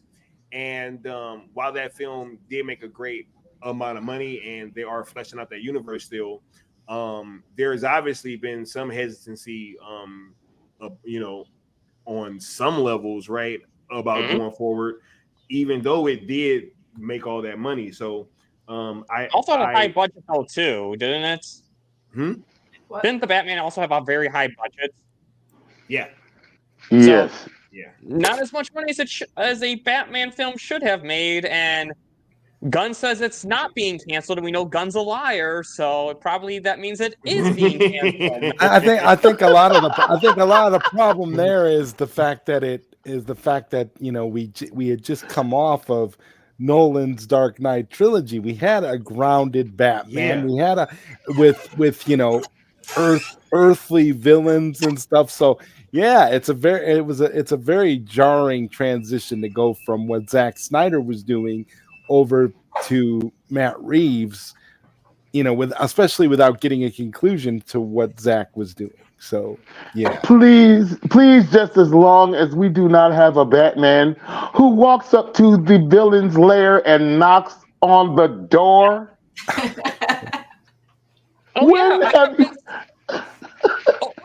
Robert Pattinson's Batman's outside my apartment right now, but I got my security system in place. The door is locked. He can't get in. I was literally having that conversation like probably about a week ago, and I was like, "Yo, just count how many doors Batman walks through." Really? in that movie, and it's jarring y'all are probably gotcha. Because you never see Batman use doors. I was like, "Yo, just think about that. Like, you've never seen him use a door." And can you tell me, for a character, the Dark Knight, who lives in the shadows, how come you can hear him coming? He was like RoboCop, Bishop. You could hear him walking like RoboCop. Right. It's like, oh, that must be Batman. I'm about to start ripping into this movie again, man. And it's his inconsistent armor. Like some guns worked, some didn't. It's like, yo, like what's going on? Like, is this guy bulletproof or not? Like, what's going on? Sky, the funniest thing I ever heard you say when you called him the Batman who walks. I died laughing. And you didn't say just the Batman who walks. You said the Batman who walks slowly. Yo, and he didn't speak Spanish, yo. I was like, come on, man. You are the world's greatest detective. How come you don't know Spanish? I know. I had a Puerto Rican homegirl, and I know Spanish. Loretta. You didn't hear a single person complaining about him being too dumb canonically for the comics. Yeah. Like he's like a massive genius. He's the world's greatest detective, and he's perplexed by just like basic stuff. That movie is that superhero movie. I swear is it's the most boring superhero movie I have ever. I literally I caught myself like halfway through looking at the clock trying to see how much more it was. Yo, that's where Trey checked his watch started, because I was like, bro, there's no way you didn't check your watch watching that movie, bro. I'm like, right. There's no and way. I didn't mean to do it. It just was automatic. It was like, okay, well, how long is how much more we got? That everybody didn't check their watch or their phone at least once. There's no way. I refuse to believe it. Anyway, yo. So you mean I shouldn't see it? I haven't seen it yet. Yo, No. I need you to watch that movie right there. I need You got to watch it. because I need your analysis. Yes. 'Cause look, you might like it, and you might say, "Hey guys, y'all tripping? There was a whole lot here, and No, y'all she won't. are not seeing." She No, she won't won't. like it. No, she won't. No, she won't. But check No, it she out. I agree. See it for yourself. Watch it in parts if you need to. That's what our late You great because friend you're Mike going to have to. Man, You're gonna have to want to take a break. It's Batman dumbed down for the lowest common denominator of our society. That's what it was. That's why he was so stupid in that movie. That's even saying too much, Zod. That's everybody very was generous. explaining stuff to him, man. Like he got and what was so crazy is when they put that deleted scene out with the Joker, that just encapsulated everything that I hated about that movie. That one deleted scene. Dollar Tree Joker. I look, because go back and watch it. First things first, he walks through a door at the very start of the scene. I was like, oh my God, here we go. Another doorway that he has. But another door. Not only just that, but no, he has the entire plot of the movie explained to him, right? Which was my other complaint. Like, why is everybody else around Batman smarter than Batman? Why is the Penguin smarter than Batman? Why is Alfred smarter than Batman? Why is Gordon smarter than Batman? Like, everybody around this dude is smarter. And he does, and he only speaks English. Batman only speaks English. And then lastly, like, he just made mistakes that Batman would never make, like leaving him that damn that little pen for him to get out with. I'm like, bro, why would you give the Joker a paperclip, bro? Like, what are you doing, dude? And don't forget, Batman didn't even stop the bad guy. It was the cops who captured Riddler, and the flood still happened. Batman did nothing to save him. Why is... You're all making my point. You're all making my point. Why is the Riddler a YouTuber, bro? Like, it was just so much that I was upset with. I was like, why is this... Bro, he really was, It has so many I flaws. just want to know. It's true. It does have flaws. Can somebody tell me why? I know it's Superman Day. We got to get back to Superman, but please, somebody tell me why that he took shotgun blast, point blank, but at the end of the movie, he got shot and almost died. How? Bro, like, that's what I'm saying. It was so inconsistent. Like, he gets shot at one point, and then how it did he bounces survive an off. explosion? And bro, like, how did he survive an explosion? Like right in front of a bomb. Like, how was that possible? But then he gets shot, and Catwoman have to save him. Really?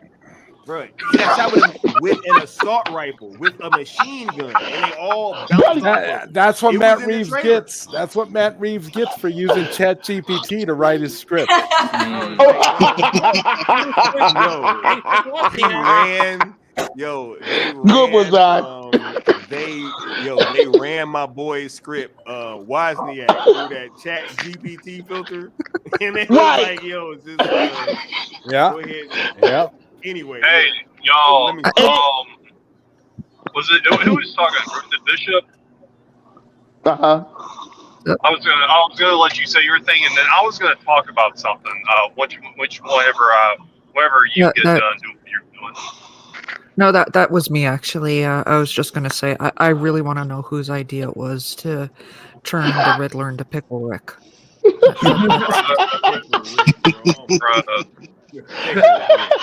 Yo, look, Bro, why did Commissioner Gordon let Penguin go? Who knows? Bro, Who knows? Why when they found out that it's a rat with wings, why did Batman go, so it's a penguin? Like, what? What? Oh, please stop. Please. Please, y'all leave this raggedy movie alone, please. Ever referred to a penguin as a rat with wings? That What? has never happened. Never in the history of history. Never in the history of history has anyone referred to a penguin as a rat with wings. Never in the history of history.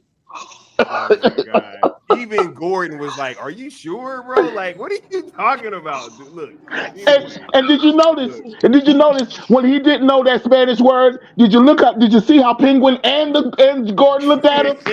Bro, that's what I mean. It's like, why is Batman the dumbest one out of everybody, bro? But look, I do want to start kind of wrapping up. We're gonna go around and get y'all take, man. I want to start off with Zod Ryder, bro. Hey, huh? Really, Ray did have something he wanted to say. Oh, what you saying, Curly there Ray? was something I was gonna talk. I was gonna say this one thing. Talk about this one thing before we wrap this up. I'm gonna kind of. I think I told some of you all about this, but about my convention. I'm just gonna talk. I'm not gonna talk everything about it, but I'm gonna kind of give you guys the little, Zack Snyder side of the whole thing, if y'all don't mind. Is that okay? Go ahead, cause yeah, do it for it. just so y'all know, Curly Ray was down at which convention was it, bro? It was Anime BluesCon. Oh, now, yeah. here's the thing about that.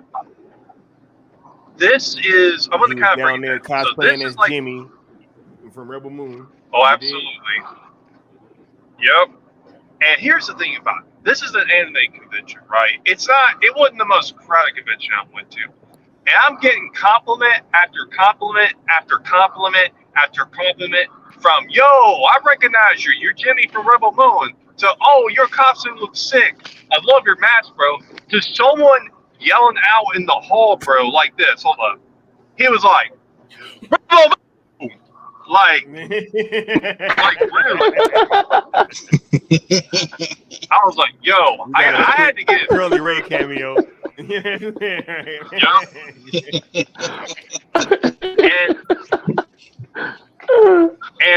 even people up there asking me if I was a Zack Snyder fan. Like, I came across 3 or 2 people that were asking me that. It just shows you, the success for Rebel Moon. It just shows that, this whole thing is universal. And it's just, there's tons of these fans. Like, you could be like Courage the Cowardly Dog, live out in the middle of nowhere, and come across one person out in that area, and you ask him, have you seen Rebel Moon? He'd be like, oh, absolutely. I loved it. And just, so I just wanted to kind of bring that out. I'm going to do a video this week and kind of talking about what I did, other than, just spreading out the word of Zack Snyder. Or what I mean by that is I'm talking about, talking about Zack Snyder's, films to people and just continuing to show us engagement and making new friends. Because, they'll start following me and they'll start seeing all content I've been posting. They'll be like, oh, this is cool. I can't wait for this, For sure, man. Look, I think that going to conventions and just partaking in things that you love and just really pouring your all into it is something that us fans can really relish in, and just spreading that goodwill and that good energy towards the things that you love is always dope. And I think that the more of that we get in these communities, is the better. Just celebrate what you love and try not to focus on stuff that you hate. And with that said, SPR Dave said, okay, let's say something nice about the Batman. I will say that the production value was great. The cinematography was good. The cinematography was great. You know what I'm saying? Catwoman was nice. I Colin did Farrell was great. A whole bunch of stuff surrounding Batman. I just didn't like Batman and a lot of the choices that were made surrounding the Batman character, which is weird because the movie is about Batman. You know what I'm saying? So, but yeah, there was definitely some things that movie did that were pluses. It wasn't like it was just a terrible film. It was just some odd choices. The car chase. Yeah. See, but then he walked to the car. Go back, and they watched him walk to the car, and he walked to the car, got in it, turned the key, and drove. I was like, bro, why the hell are they watching this dude get in the car, bro? This so But wait, Sky. When the penguin flipped over his car, he walked to his car. He walked again. A lot of exercise going on. Honestly, I think Robert killed it as Terry McGinnis. I think. There? What'd you say, Mama Bear? I think Robert Pattinson killed it as Terry McGinnis.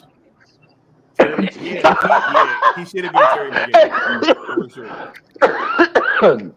Exactly, Mama Bear. Exactly. Oh my God.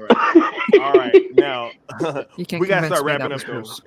Let's get the homie Zod Ryder's take, man. What's your thoughts on all this, man? Final words as we start to close this thing on out, bro. What's on your mind? All that's on my mind right now, guys. I just want to say thank you for having this great panel. Thank you for everything you do, man. It's just a wonderful, it's been a wonderful experience, and I'm just happy to be a part of it with y'all. You guys are all great, and this is Superman Day, so happy Superman Day. Yeah, man, I love it, man. We're gonna keep going. Hashtag sell Snyderverse to Netflix. Yes. Right. Much love and thank you for being here. You know what I'm saying? 100%. 100%. Let me get the homie. We're gonna jump around here a bit. Let me get Bat Dan's take. What's going on, Bat Dan? Final thoughts as we kind of close this thing on out of here, bro. What's on your mind? Well, first off, thanks for having me on. I really had a great time discussing what Superman has meant to me, meant to us all in the past. And I think, again, this day has shown more than ever that we're on the right track.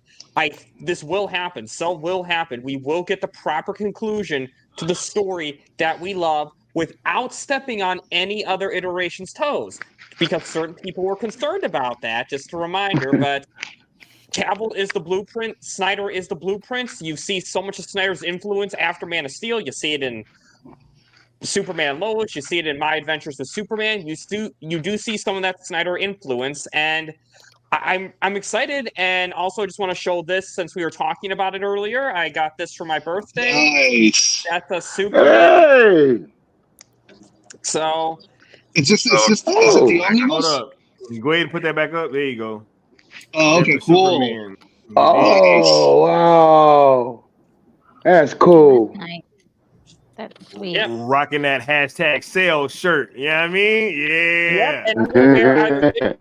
Or the new shirt that I ordered today when I go meet Cora in August, the weekend before I meet you, which I'm really excited for both.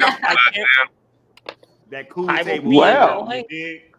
Yeah, I already got my flight, already got my tickets booked, and I already got my hotel booked. So I also got to plan the rest of that vacation too, because I'll be there for 5 days to explore LA and whatnot. So, but yeah, overall, Superman Day, I love Henry Cavill's Superman. I love what you do with this campaign, Sky, and I'm gonna say it. I think Mikey Sutton would be really proud to see how far you've carried this.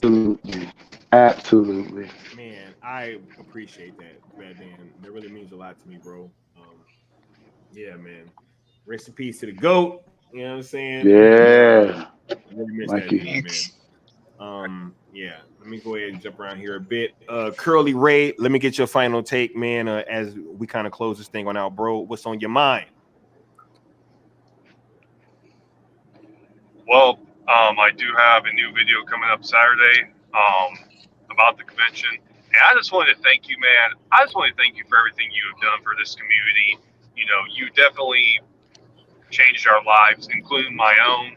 You know, if it weren't for you with this movement, you know, because every time I hear you talk, every time I hear Leon, Bat Dan, Josh, Good Austin, everybody else here talk, you know, it continues to evolve me as a person. You know, just because the way I feel about this is that ever since I've been in this movie, like, I feel like I've taken a step in the real world because, you know, there are certain things that I go look back to that to me, it looks like, you know, it feels like a Santa Claus type situation, if you know what I mean, where, you know, you think Santa's real, but he's not. But then you realize that, you know, oh, Santa's not real. It's just one of those things you look back at your childhood and it's just like not what you thought it was. And just me going to this fan base has, you know, definitely saved me. And, you know, y'all are a bunch of great friends. If it worked without y'all, you know, I don't really know where I'd be at right now. I just want to thank every single one of you in the panel and everyone in the chat. You know, just thank you, man. Let's continue to rock out with the hashtag that you created, Sky. You are a genius for creating this cell movement and these hashtags. Hashtag sell CSL to Netflix and hashtag sell Snyderverse to Netflix. Man, I really appreciate what you just said, Curly Ray, and I just kind of looked up and got a timestamp. I'm gonna make sure that Leon and the rest of the homies see that part too, because I think that they really need to. And I want to thank you for being here, bro, and for continuing these conversations and for engaging and fighting right alongside us, man. It's because of you guys. Like I said it earlier during the space, and I absolutely mean it wholeheartedly. It is because of you guys and your support that we keep going. And as long as y'all keep holding it down, then we gonna keep this fight going. You know what I mean? And you guys really give us life. So shouts out to you, Curly Ray, for sure, bro. Cool. Thank you very much, Sky. Thank you, bro. Bishop, you up next, bro. Let me get your final thoughts as we close this on out, man. What's on your mind, big dog? Well, I want to echo a lot of the words that Curly said. You know, you guys, it's because of you, especially Sky. When I was over at the other person's, thing, that's where I felt. That's where I found you. And then I just started out. I just like the way that you would sit on you have your balcony, you be, with your, on your balcony and got your phone and you just speaking from your heart. And it was inspiring. And then as I saw you grow and stuff, it was just, I'm like, wow. Because remember I asked you about it and you were like, just pick up your phone and do it. And you are you are the reason why I'm doing what I am doing now. And so it gave me the motivation to want to do that. And I want to thank you for your service for our country and your service for this community and this movement. You created more than a movement. You created a culture and a family. And I'm so honored to be able to be known as part of it. Because it's a blessing to be around like-minded people who wouldn't do anything. We're not trying to downgrade anybody. We're not trying. The only thing we're trying to do is just get what we want and what we love for a man who had with him. Trying to do. Let the haters hate. Because like a certain songster said, "Haters gonna hate." So let's keep up, man, and we're right behind you. You are our Superman. You are the leader of our Justice League. Of course, because I am the, Wonder Woman's brother, Jason. But I didn't want to tell anybody about it. I'm the first man from Themyscira. But I started to wear my armor tonight too. But I'm like, no, I ain't gonna do that. But y'all not ready for that. But but I just wanted, from the bottom of my heart, man, I want to thank you, and I have your back. Anything you need, anything I can do to move this movement forward, or anything, because I'm writing some songs, I'm doing some things, and hopefully me and Austin, we got some things we're working on, and me and Qatar, we're working on some things. So I just want to thank you, man, from the bottom of my heart, and just know that you got people behind you. Know that we got your back, our Superman.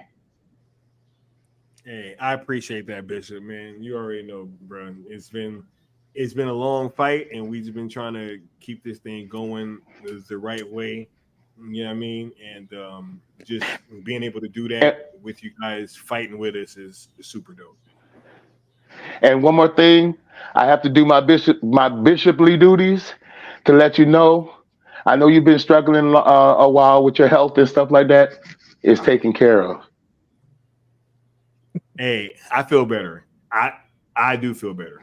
I feel a whole lot better. No, it's and that's why I'm here. You know, I have it on good authority. Okay. Hey, that's why we here, Bishop. You know what I mean? That's why we here. Absolutely. Man. I appreciate And I love that. all you guys. I'm a claim it. You know what I'm saying? Absolutely. I'm a claim it, right? So hey, it is already done. Thank you. And thanks to the man upstairs, you know what I'm saying? But Absolutely. Castello's way, I'm gonna move to you next, bro. What's your final thoughts as we kind of get on out of here, bro? What's on your mind, dog? No, dude, I just love this community, what we've accomplished. I almost forgot what his voice sounded like. He ain't been saying nothing. He's been there so polite. You know what I'm saying? He's been there so polite, just chilling. Right. Yeah, I didn't want to step on anybody's toes, you know. I just let everybody talk, you know. Yeah, One half of the Lethal Geeks is in the building. You know what I mean? Yeah. Yeah, actually, we should be aiming for the 29th of this month. So we'll be making the announcements very soon. But yeah, no, dude, I love. I've said it before. I'll say it again, Sky, man. You literally are the general. You are the general of the ship, and we're gonna go down with it with you all the way until this thing is sold. So, absolutely. Right until the wheels fall off. Yep. Right. Hey, it's all good, man. Hey, I appreciate you being here, Phil. You already know, always coming up with the fire renders. You know what I'm saying, right? The renders, dude. Dude, I miss missing the dude. I miss those freaking. I really gonna get back to that, dude. He's just thinking about all the possible renders, right? He's like, I need to post them in the chat. Man. Much love to the homie. Thanks, bro. And yes, Paolo, R.I.P. Jerry West too. Absolutely. R.I.P. Jerry West. Yes.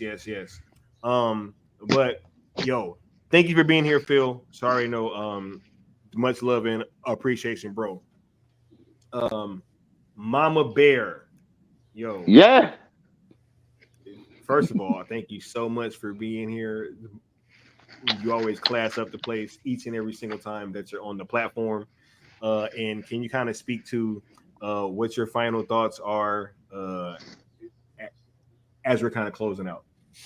Oh, absolutely. And anytime you give me the heads up, I'm always down, for a live stream or whatever with you. I am absolutely humbled by the community that is, developed through this. Like, I remember a few years back, there was this cutie pie that kept tagging me in his walking videos and one hammock video. Oh my God. I used to literally walk around on my lunch breaks, y'all, with my headphones on, just blabbing. They were adorable. Oh my goodness. Didn't know nothing. They were great to watch. But you have such a light about you that has drawn everyone to you, and the hope that you brought to the crowd. When so many of us were in our darkest moment. It is amazing. And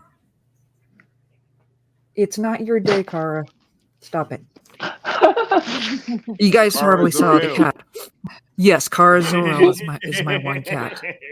Aw, that's cute. Having a great moment. She had to interrupt it. Okay. Sorry about that. Oh, that's adorable. I've lost my train of thought. Sky. We just talking Superman, Yeah. I love these movies and what just came from it. That this character itself really embodied hope. Oh, he finally showed up.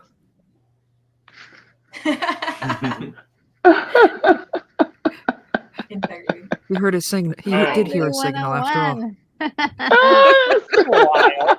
He got here. Wow. Thank you for putting this all together, Sky, and keeping the hope that has driven this community so strongly. Yo, I appreciate you guys so much, and you've been here since the very beginning, Mama Bear, and Since the stream. I've said this multiple times. I could have just said the hashtag, and it was you guys that poured into it that has created this thing. So it's only because of that, we could have just said that shit and just kept going and just been streaming and talking about how much we miss Cavill, you know what I'm saying? But we have a plan, and we actually really do believe in the idea, so it makes it easier to be able to fight for it so vigorously. Yeah. The force is strong with you. Right.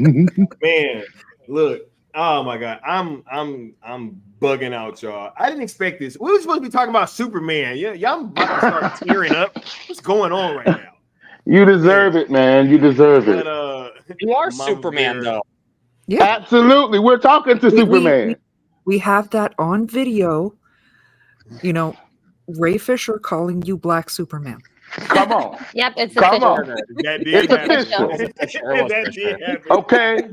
Oh my God. Cyborg himself nominated you. That did happen. But was there anything else that you wanted to add? I've done my best attempt to make you blush. You did. My cheeks are sore from right, but thank you so much for being here, Mama Bear. It's always such a pleasure to have you on. Most definitely. Retro Nerd Girl, we hadn't had you on the platform in a while. It's so great to be able to have you back on here and be able to engage with you. What are your final thoughts as we've been kind of discussing things, and just what's on your mind as we close out? Well, I'm just sort of just super happy that you guys are celebrating Superman today. He's one of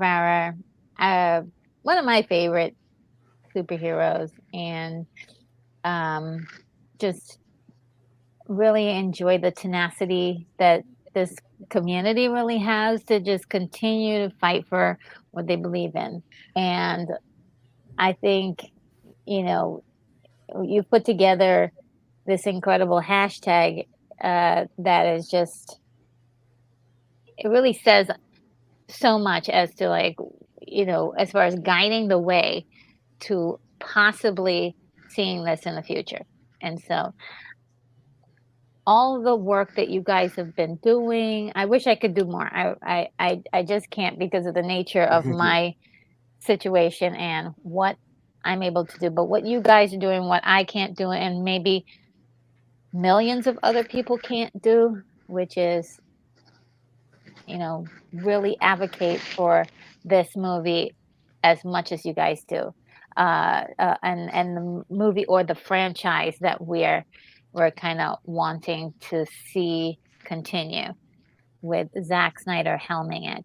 So thank you very much. I also wanted to thank Curly Ray for sharing that really awesome information about his experience with cosplaying Jimmy and all that. That was really cool to know. I did, if you go by the news and what you hear on the internet, can be like quite the opposite of what reality really is. So I'm also like in awe again of this community, the tenacity, and Skywalker, you helped to guide that, and so you've really focused in all of your talents to do this, and so thank you very much. I'm really, really honored to be here, and very honored to be among all of the really great people that are on the panel. Really, you guys are awesome. And all of the fantastic people in the chat also love you guys too. So yeah, that's all I have to say. Man, I want to thank you for being here, Retro. You know I love your content. I love being able to pick your brain and just be able to have these conversations. I feel like you have one of the most unique perspectives in this entire community, and I really respect any time that you're able to kind of step in here and just have these conversations with us. I feel like it makes us all better and smarter at the same time. Oh, you guys are so sweet. Thank you so much for being here, Retro. And yo, just keep up the great work that you've been doing. And you know that I'm gonna be watching. Also, I want to shout out to the entire Cool Table. You guys are awesome. Keep up the great work. You guys are fantastic. Yeah. That's it. That'll Can't do help it. it. You guys are fantastic. You guys, what a team! What a team! All the things that you guys can have accomplished together. Do sit down one day and just write down a list of all the things that you've done. It's incredible. Man, I thank you for that, and I also thank you for that chance for us to get one more shout out to the Cool Table in here, because every time it just tickles my spirit. You know what I'm saying? Look what you started, Ryder. Right? It's stuck now. It's stuck. I want to say thank you for being here so much, Retro. It's always a pleasure. Lastly, but certainly not least, we got HMDS, Hold My DualShock Reviews in the building. Andy and Katie is stopping through. Woo! What you got? First, thank you guys for being here and for pulling up, talking Superman, and just engaging with the conversation. What you guys' final thoughts as we kind of close on out, and where are you guys' heads at? We'll start off with Katie, and then we'll let Andy kind of close us out. My thoughts is like it's just insane how this all started. Like we were on our channel, didn't even know this movement existed. We were talking about Zack Snyder, and then shout out to South Cali for like linking us up with you and getting for us. sure. He was the MVP for that. 100%. Yeah. And then started with an interview, and just now we're here. So it's so cool how like it is inevitable for the fact that we had no idea this was even going on, and we were having conversations about it like separately, and then we're able to link up. So it's just amazing. Yeah, I mean, I gotta keep reminding myself that we've like only kind of relatively recently met you guys, and it's because like y'all are so welcoming, and like I think that positivity and welcomingness is why this thing is like steamrolling ahead, because it invites everybody to talk about how much they love these films, and it gives us the ability to be like, no, you're not alone, you're not crazy for loving these films. And what y'all are doing, like you and all the guys, Austin, Leon, Necron, and especially y'all have made it so that like you can go out there and just dispel every kind of smear narrative that they want to levy against people that want these films. It's not toxic. It's just a positive group of people who passionately want to see this thing continued. And it's awesome, dude. It's awesome. I feel like we've known you guys forever, and it shows like how powerful it is when fans who have this like love for a shared thing come together and just talk about it and just don't stop talking about it. Because every day, dude, I see the narrative shifting. More and more people appreciating this film. More and more people talk about how good these movies are, and it's only a matter of time, I think. Yeah, more and more examples of people using like scenes from Man of Steel in their own movies and shows for different stuff that has nothing to do with like DC. Yeah. So yeah, I mean, it's awesome. Thanks so much for like having us, and if there's anything we can ever do. But I mean, you guys have just been awesome. Just gracious hosts, great friends. Everybody that we've met through the channel is awesome too. Like, it's so nice getting to know all of y'all. Hey, we appreciate having you guys here, man. And like Integrity says, you guys are his favorite or new channel to him, right? He says it's new to me anyway, right? But it is the conversations that you guys are willing to have that really makes you guys' platform special. Thank you. And the fact that we can have these talks and even be able to disagree, right? Because Katie was talking slanderous and blasphemous about Joker too, right? Like we ain't even gonna go there. You know what I'm saying? But it's like not we today. can have Not these today. talks. We can have these talks, and it's fine because that's what makes being a part of a fandom fun. Like everybody doesn't have to agree. It doesn't have to be an echo chamber. Matter of fact, you actually find, like I find that when I speak to people that don't agree with me, a lot of times I can even find a deeper meaning for why I enjoy something by just having that conversation. Obi-Wan gave up. The dialogue we just had recently. Yeah, and even though I came out saying, "Hey, Obi-Wan did not give up," I mean, you came out a little bit closer to my side, I think, back then. But anyway, you know what I'm saying? No. I'm just saying, Oh right? my God. It's fun. We can have these talks. It's all good, and it just makes part of being a fan fun. We can have these discussions, and we can debate. We can argue. We can chastise one another. All that stuff. Call one another crazy. It's fine. We're just talking films, and it's all good, right? I really do enjoy having these conversations, and I think that it's platforms like with what you guys do that just kind of reinvigorated us to be able to reach out to people and to continue to have these conversations with new like-minded people that were ready and willing to have those talks. So shouts out to all three of y'all, even though I don't see Peter, but all three of y'all. Yeah. Shouts out to Peter. You know what I mean? Holding it down. You dig?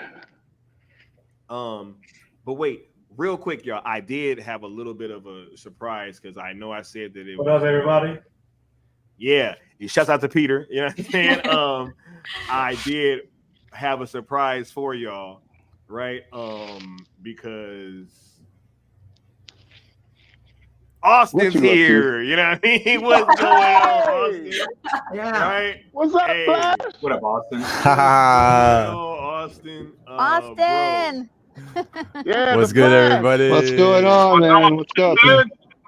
What's good? Barry What's good? I was Allen. just chilling backstage. I was like, all right, everyone's gonna make us cry real quick before Sky brings me on. This is gonna be fun. This is gonna be fun. Thank you guys. Thank you guys for all your kind words, though. I appreciate y'all. Honestly, we wouldn't be here without everybody who's here right now. So like, you guys can give us all the praises you want, but I'm rubber, you're glue. Whatever you say to me sticks to you.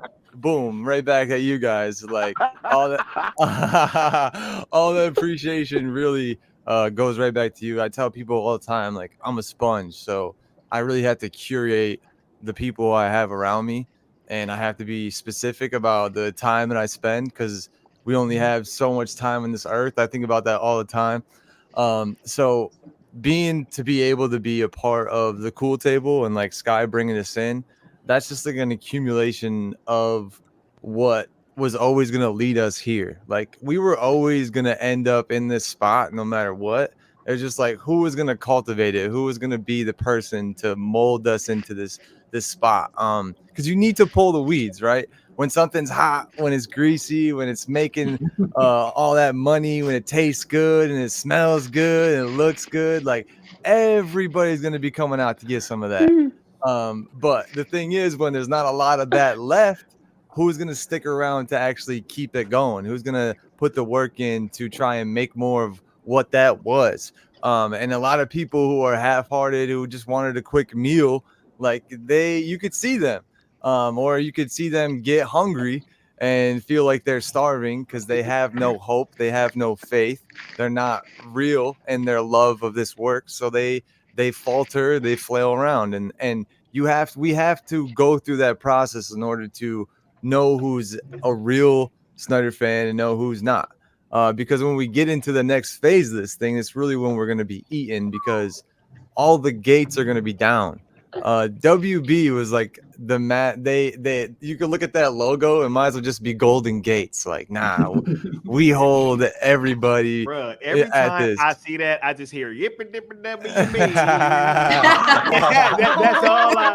That's all I hear, bro. Is the racist frog. Every time I see that logo. Hello, my baby. Hello, my honey. Hello, my Dude, straight up, it might as well be Zaslav at this point, honestly. Racist frog. Hey man, I didn't say it. I didn't say it, dog. wait. Oh, I love it. I love it. But not. Those might have, and they may as well be the gates, right? Like y'all. Nah, I know what you mean. Hey, I'll put the words in my own mouth. Dude, you ain't gotta say it. I'll say it. I said it. He says that is the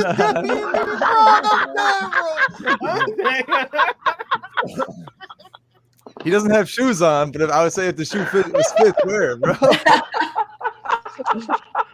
My man don't wear shoes though. Anyways. Woo! Oh man, but that logo to me looks like the Golden Gates, and everything from DC beforehand, they treat themselves like they're heaven, right? Like, nah, like if you want to be a part of this, you have to be X, Y, and Z. You have to fit this criteria. You have to do this for us in order to get this from us. And Netflix is not like that. Any other streamer would not be like that, but Netflix solely, we know, is not like that. They gave Zack Snyder the keys when nobody else wanted Zack Snyder. People forget about this too when they want to talk about other platforms, and they want to argue with us like, why are you guys like so adamant about Netflix? It's like, well, it could go anywhere else, all right? However, we're not fair weather fans. We're not people who forget. The scribes remember, right, Sky? Scribes always remember. If he wasn't yawning, he was gonna hit me with that. Yeah. If he wasn't mid yawn, he just ended his yawn and hit that, bro. Oh, I love it. But the scribes, we always remember, dude. So I remember at a point in time when Zach was just offed out of WB, he stepped away for himself and then got ridiculed and criticized the world over for a monstrosity that was not his in Justice League. And then he had to like seclude himself. I don't know what the hell he did after that, honestly. Like, shout out to Zack Snyder and whatever he did during that time. Probably just hung out with his family. But nobody wanted him. Nobody. All we heard from as Zack Snyder fans was like, yo, he's never going to do a major studio movie again. Yep.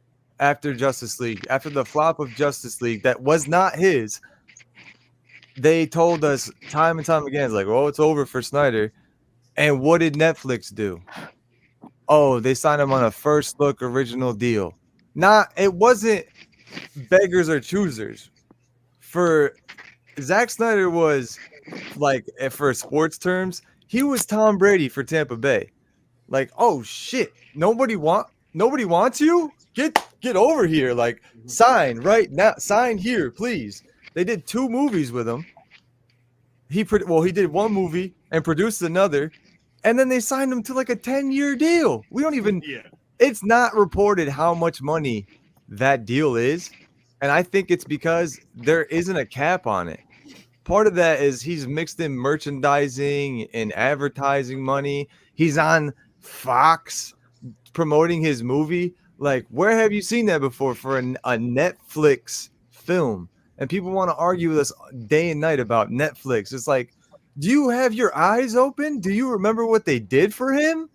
Do you remember what they're doing for him? Like, that's why we want him to go to Netflix or we want DC to be at Netflix and his story to be finished at Netflix, because the doors will be open to us. It's not going to be open to these stingy content creators who push a narrative online. It's not going to be, oh, you need to have a certain amount of subscribers or followers to get access to this event. Nah, They recognize us. They know us. They know Sky. They be motherfucking upgrading his tickets and shit. But anyways, they know us, dude. And they're gonna let us in, the real fans who've been here all along. And that's why it matters most to me that we get it at Netflix, because they actually care.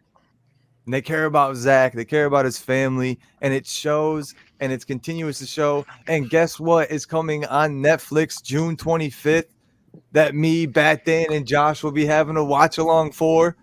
The Flash movie. So they're still investing in DC. They're still bringing new DC. Snyderverse DC, which I consider the Flash movie to be a fully wholehearted Snyderverse movie. It exists in the Snyderverse. Sorry if you don't like it. It's still there. It continues the Snyderverse storyline. Like, you know what I'm saying? As a Flash fan, I'm saying that. So you can argue with me all day. I'm not going to agree with you. But anyways. Netflix is still investing in DC content. And what did Zach do today on Superman Day? Oh man, I gotta post something for Superman Day. I could post an old Henry Cavill picture that I've posted a billion times before, or I can give these guys something new. Oh, what do they do every weekend? Oh, they do cartoons and cereal every weekend. They'd probably be hyped for a teaser of Twilight of the Gods. Boom. Yup. Like, y'all don't, you guys putting these. They don't be seeing that though, bro. They don't be putting the vision together, bro. You know what I'm saying? They don't be putting the vision together that like Zach has done, bro. What is this, like the 12th time that he's like kind of dropped something on like a day where we've been doing something? You know what I'm saying? Like, and a lot of times it's been hella random. And look, random. That's why, that's why I feel the way that I do about scoopers, man. And I'm gonna just keep it a buck, because like a lot of them, man, bruh, you can throw them all in a barrel, still don't equal up to Mikey said. You know what I'm saying? I used to be talking to Mikey, and like we be like talking, and it'll be like a random day, and he'll just come to me like, "Hey, Sky, Zach really loves what you're doing, man. Like he really is really thankful, and he's really rocking with you guys." And I'll be like, "All right, hey man, you know, cool." And then the very next day, Zach will do like some big grand gesture on like Vera, and I'll be like, "What the fuck?" Like, I'll be like, "Hold on, bro, dude." Wait, and that happened like several times. And so I'll be like, "Bro," and this is while all them same scoopers was telling everybody, "Hey guys, you know, Full Circle coming up. Zach about to say he done." Right? That was what everybody was saying. You know, Zach is about to say that he done. You know what I'm saying? I remember that, bro. I kept hearing it. That's what everybody was putting out. And when I say everybody, I mean everybody except us. Literally, us. Cool people walked in Full Circle and got y'all answers. Right? So, nah, man. It's just and pissed everybody off. We gonna keep doing what we got to do to keep this thing going forward. And look, I just want to say shout out to everybody that's been rocking right alongside us, man, this entire time. And you know, it's really because of you guys' efforts that we've been able to keep this thing going. Y'all have been the one that has been sustaining us. Shout out to everybody that came on this panel, man. You guys are all fantastic. I wanted to make sure that I got all of you guys' takes on this subject, and I genuinely just wanted to talk everybody's favorite Superman. I don't care who it is, you know what I'm saying? Like I didn't say about Henry Cavill, duh. Right, but I just really want to thank all you guys, man, because it's been because of y'all that we've been able to keep this thing sustained. You know what I mean? Hell yeah. Oh, another little thing. I don't know how much Zach knows about us, but he's putting that out like on my birthday. What? Twilight of the Gods is coming out. Oh. Really? Yeah, I don't know how much he knows, but I have a feeling he's in the chat right now. That's awesome, dude. Well, That's something it's is just coming weird. out on my birthday, which is the Rebel Moon Hey, movies. I was like, yes, what a birthday present you for got a me. better. You might have got a better present. I don't know. We'll see when we open it. That's so cool, man. Yo,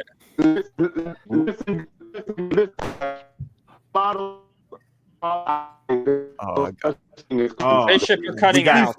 Bishop botting out. You know Bishop. what I'm saying? Nah. I was gonna say is the fact that we had got that Batman the animated series drop on my birthday. Oh, You know what I'm word. saying? Right after, man, it's been so many just little things, right? See? And that was right after we lost Mikey, yo. Come on That now. was right afterwards. You know what I'm saying? So look, it just Is there a date already for the Batman for the Cape Crusader or no? Is there a release date already for that? I don't think so.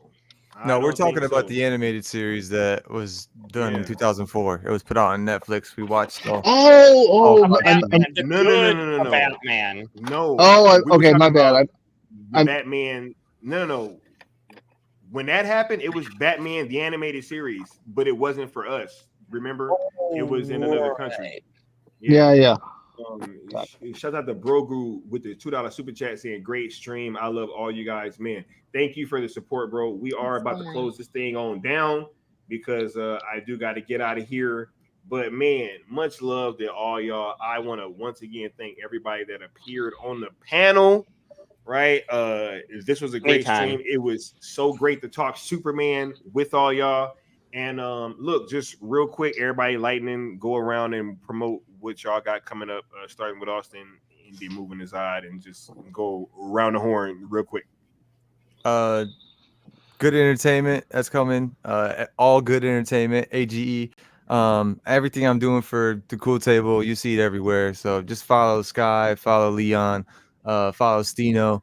We're doing a lot of things over here. So boom, boom. Cartoons and Cereal back again for the finish of Cyberpunk Edge Runners on Saturday. And I got my Cartoons and Cereal shirt, y'all. Oh, yeah. It better come in. I got my shirts. Mine better come Nice, in before man. this weekend.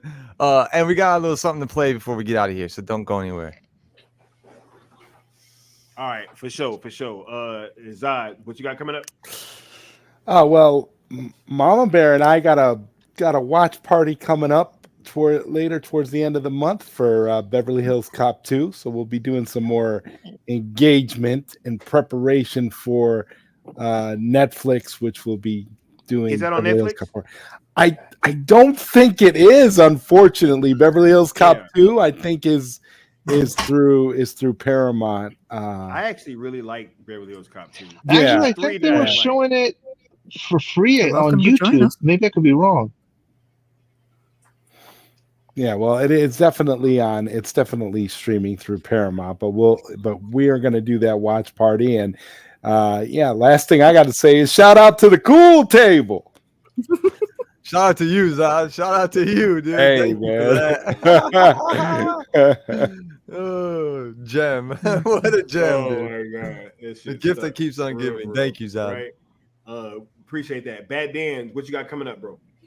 Well, on Tuesday, right now, the plan is for the X-Men, the review show to return with Zod, Ryder, Sox, and myself, where we review X-Men, the animated series, and eventually work our way to X-Men 97. No spoilers. And then later on this month, Josh, Austin, and I will be getting a watch party for The Flash to support Zack Snyder's cast on Netflix. Because if we want to show Netflix the engagement, you got to support Zack Snyder's cast in that movie. Because whether or not ZSJL 2 and 3 acknowledges The Flash as continuity, right now The Flash acknowledges the Snyderverse as continuity. So we'll definitely be acknowledging that. Although personally, Austin, I think the Snyderverse canon version of the Flash film is not out yet, because to me the Muschietti cut's the real Snyderverse version of the film. But in the meantime, we're going to support what we have right now. So be on the lookout for that.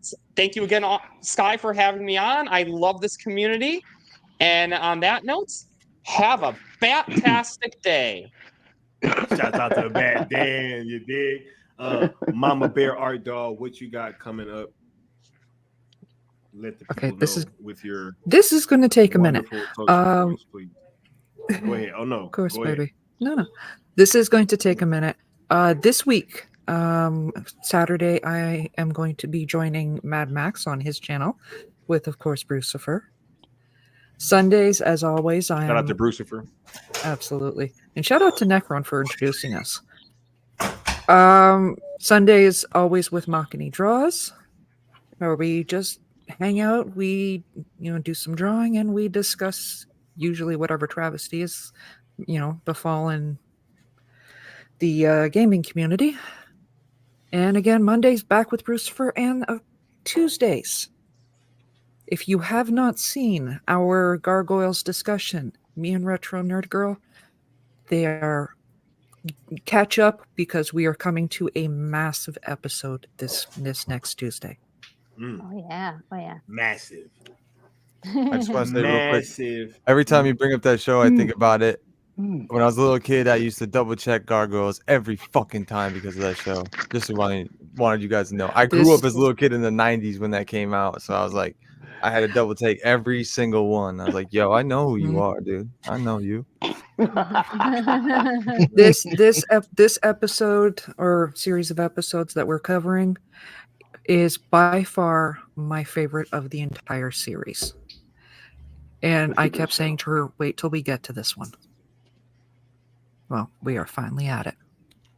We are here. Right. Hey, shouts out to Mama Bear Art Dog. Y'all be sure to go give her a subscribe and Retro Nerd Girl, please. I always put down wherever I am in my wherever I'm going to be in my community tab. So yes, please do give a sub and check it out. Absolutely. We got W Meir with the $5 super chat saying, me not knowing anything about this stream is the equivalent of summoning a red eyes black dragon without tributing 2 4-level monsters in attack mode. Shaking my head. Shouts out to W Meir with the Yu-Gi-Oh analogy. You know what I'm saying? I'm pretty sure that he is trying to say that he should have got a notification. You know what I'm saying? He was like, oh, damn, I got a red eyes black dragon? You know what I'm saying? But let me go ahead and let me give you this drop, bro, real quick. Thanks for the support. Announcements from about DC and about the DC extended universe and about what they're going to do with the movies. You know what I would prefer? Content. Like, I don't think anyone has ever gone to an IMAX to watch a press conference or to like read Twitter. It's like, great, awesome. I'm glad you guys have all of these plans. Shut up and go execute them. That's my green lantern. I love it. That green arrow. For sure. Right. We got Castello's Way. What you got coming up, bro, that you want to let the people know about? So yeah,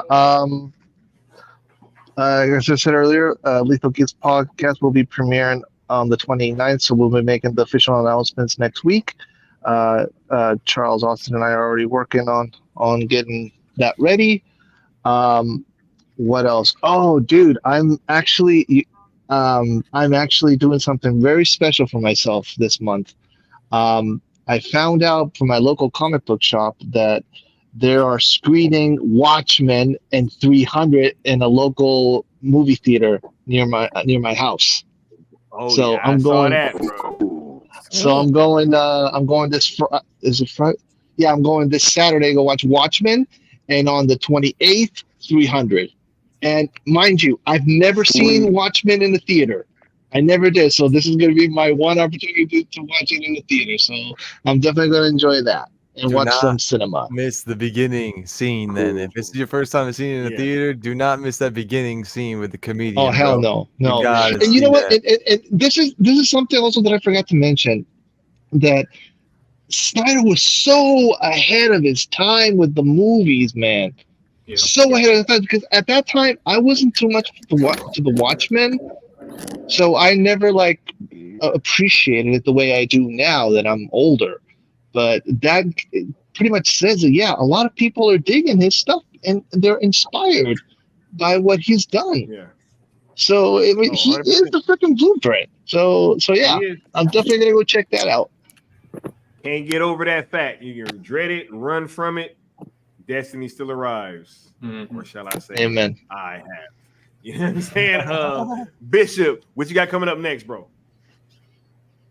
Well, you guys know, I drop a show every Sunday and every Wednesday, and my next show's coming up, and I haven't really decided what I'm going to speak on, but I just give it to the Lord and let Him go ahead and drop it in my heart, and I'll go ahead and teach it to you guys as He give it to me. So, just make sure that you guys come, like, share, and subscribe, and leave some comments and talk to me. Let me know how you feel about what I'm doing, and give me some suggestions, or if you have any questions that you want me to, talk about, then feel free to come on and drop me a line, okay? And come on and get you some. Bishop D.M. Williams, right? Yeah. Absolutely. Bishop D.M. Williams, and the name of my Bishop. show is, come on in and get some with the Bishop. Right. Yeah, for sure. Curly Ray, you said you got the video coming up on Saturday. Anything else that you wanted to touch on? Right after or the next Saturday after that, I am returning with Saturday Afternoon Gaming. I held off on it last weekend because I was going to the convention, but I should be back for more Saturday Afternoon Gaming the next Saturday because I still been a bit busy. I still need to work on some stuff, and even for this weekend's video. But other than that, that's pretty much it. I'm still rocking out here, with all these people, talking to them about Zack Snyder's films and still rocking out with his work.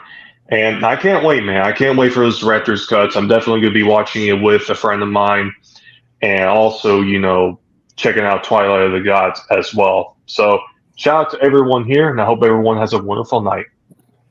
For sure. Thank you, Curly Ray. Thank you for being here. You dig? Retro nerd girl. You got anything coming up that you want to let the people know about before we get on out of here, man? Well, thanks for having me on tonight. I unfortunately have to rush right after I finish speaking because I have a recording to do. Appreciate you being here. But I wanted to say before I tell it, I wanted to say also too how proud I am of you guys and just how far you've come along and all the fantastic things that you guys have been doing. Again, I'm extremely proud of each and every one of you. And right now, I love me some retro, man. It just warms my heart. Me too. You guys are so sweet. I wanted to. Well, let's see. Well, you can catch me on my channel. Anyone who doesn't is not subscribed, please do subscribe. I have some live streams coming up and some things. I'm also going to be posting on my community tab. Mama Bear Art Doll told you about the big episodes that are coming up next Tuesday. Yes. Channel members get a nice secret video from me this Monday as well. And let's see. Friday, I'm having a live stream, and that live stream is going to be top one-off movies that could have had sequels, and that's going to be a lot of fun to imagine what could have been. Then on Saturday, I'm going to do Back to School, have a watch party for that, and on Sunday with Rodney Dangerfield. Yes. Hey, I love that movie. What y'all know about Back to School? Respect. It's a good one. No respect. That's a good impression. Thank you. And then on Sunday, guys, it is going to be my 8-year anniversary on YouTube, and it's also going to be my 200th live stream. Your 200th live stream? Yeah. Congratulations. I remember Retro's That's amazing. live stream. Yeah. Congrats. It's amazing. Thank you. Congratulations. First ever live stream. Yes. That is so crazy. Congratulations. Yes, thank you guys, everybody. It's just great. And yes, Skywalker was mentioning that he remembers my first one, and just before then I had a really great a learning session with Super Bro Corey and Trey from the Bat Channel. They gave me like this intensive, like one time, like StreamYard, um, class, and I was like, okay, I was writing down notes and everything, and then a few weeks later, I went to Skywalker and I was like, can you be my accountability partner to make sure that I actually do this, because I was like, I know that I was going to do it, but it's always nice to have an accountability person to help you, like, make sure you get that thing done. And of course, Skywalker was there for me. So thank you so much, Skywalker. You were so awesome to do that for me. I really appreciate that. And ever since then, I just been doing live streams, and once you rip off that band-aid, it's just like you just go with it. Yeah. No, I'm so glad to hear that you're on your 200th live stream. I think that like as soon as you said that, I literally thought back to that moment. I didn't know if you were going to tell that story, but I was like, yeah, I was 100% there for the first one. I was like, no. I remember that being like a push. We were like, we need to get Retro live. No, I literally put it because as soon as we had that talk, she was like, yo, like within 1 month, I want to go live. I was like, yo, I literally put it down. I was like, Retro better go live. and I was on her. I was like, hey, Retro, what's going on with that live stream? And that was a lengthy episode too. I mean, you went for hours. 7 hours, right? Yeah. Hours, right? I think it was 8 hours. Yeah, something like that. I was like, oh, damn, Retro was clocked in. She went to work. I remember working in Florida back when that happened, and I remember literally starting my day at work, and then like, oh yeah, all right, have a great day, guys. I'm gonna go work, and then I like got in from lunch. I'm like, damn, she's still streaming. Hi, Retro, good job. And then I after work, I'm like, damn, Retro, what the hell? You still streaming? I will never forget. I left a comment.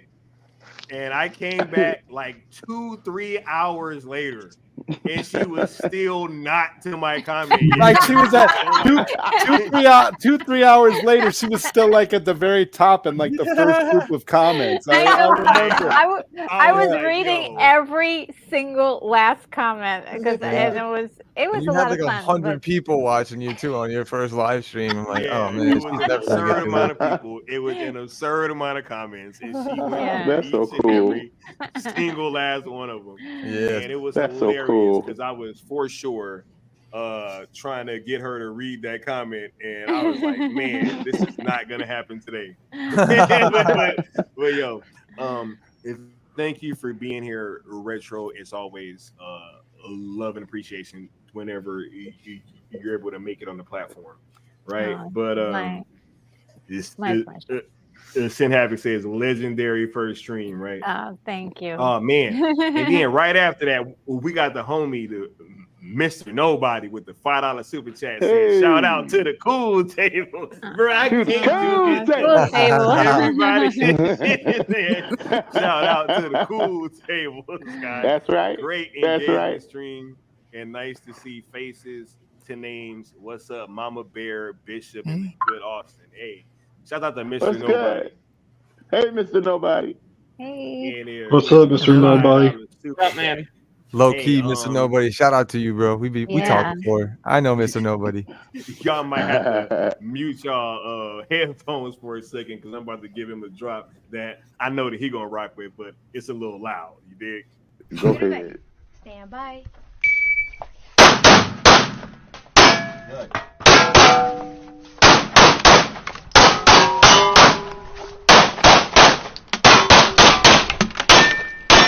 Awesome run, Zach. That was incredible. That was amazing. That was fun. You're like, that's fine. That was amazing. That's that was so cool. That was a run. That's good. You know. Not surprising. I love that one. Hey, that was fun. You know what I'm saying? Zach Wick. That's You know good. what I mean? Yeah, that's good. All right. Uh, Well, right. everybody have a great Yes. night. I have to head out. Take care, everybody. Thank See you, ya, man. Bye, Retro. Retro. Good Bye. night. Right. Bye, Take Retro. care. Good night. Bye. Yes, Bye. y'all always know it's a pleasure having Retro on the platform. But real quick though, HMDS, what you guys got coming up that you want to let the people know about? Katie and Andy, and shout out to Peter holding it down, the producer of the show. You dig? Don't worry, guys. I got it. I got it. I'm holding it for There you. you go. There you go. I got you guys. I got you guys. I got you guys. Awesome. Go ahead. That's, Way to Go grab ahead. that's the whole show. That's why we did it. Yeah, Yeah, that's get one the guy whole to hold up a dual shot. Go ahead. Go ahead, guys. Your turn. But no, so we have Fan Rant Thursday tomorrow, you guys, at 5 p.m. Central Time. Where Fan Rant Thursday. Yeah, Fan Rant Thursday. It's always a great time. So we just like rant about whatever's going on, stuff we've watched.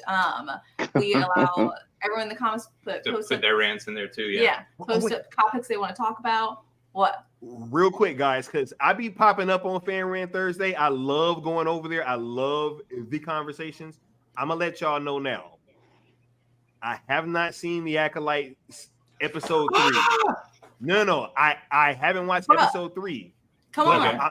I'm gonna Neither. watch it. Me either. And Are you coming if on I- tomorrow? here. Listen, if I watch this episode and Yeah. if I'm as Bruh. displeased as I think that I'm gonna be, Yeah. I'm gonna give you guys one of the most legendary rants you've ever heard in your life. I'm Can't gonna wait. just say that. Can't wait. Shout out to Katie. Shout out to their whole platform. I just Yes. had to add that in because Fan Rant Thursday is a lot of fun. They have great energy over there, and I couldn't recommend it enough. And all you guys should check it out. So go ahead and continue, Katie. I just had to add that in because I haven't No, seen definitely. it yet, but I'm feeling the darkness coursing through my veins. The Because dark anytime we're side. lucky enough to get you guys on, it's awesome. Yeah. He's feeling yeah, the darkness. Yeah, that was awesome. Holy shit. I thought that was like a plug. Holy crap, I didn't realize that was just you. Yeah, so we will be ranting about that tomorrow. So you have to watch this guy so you can talk with us.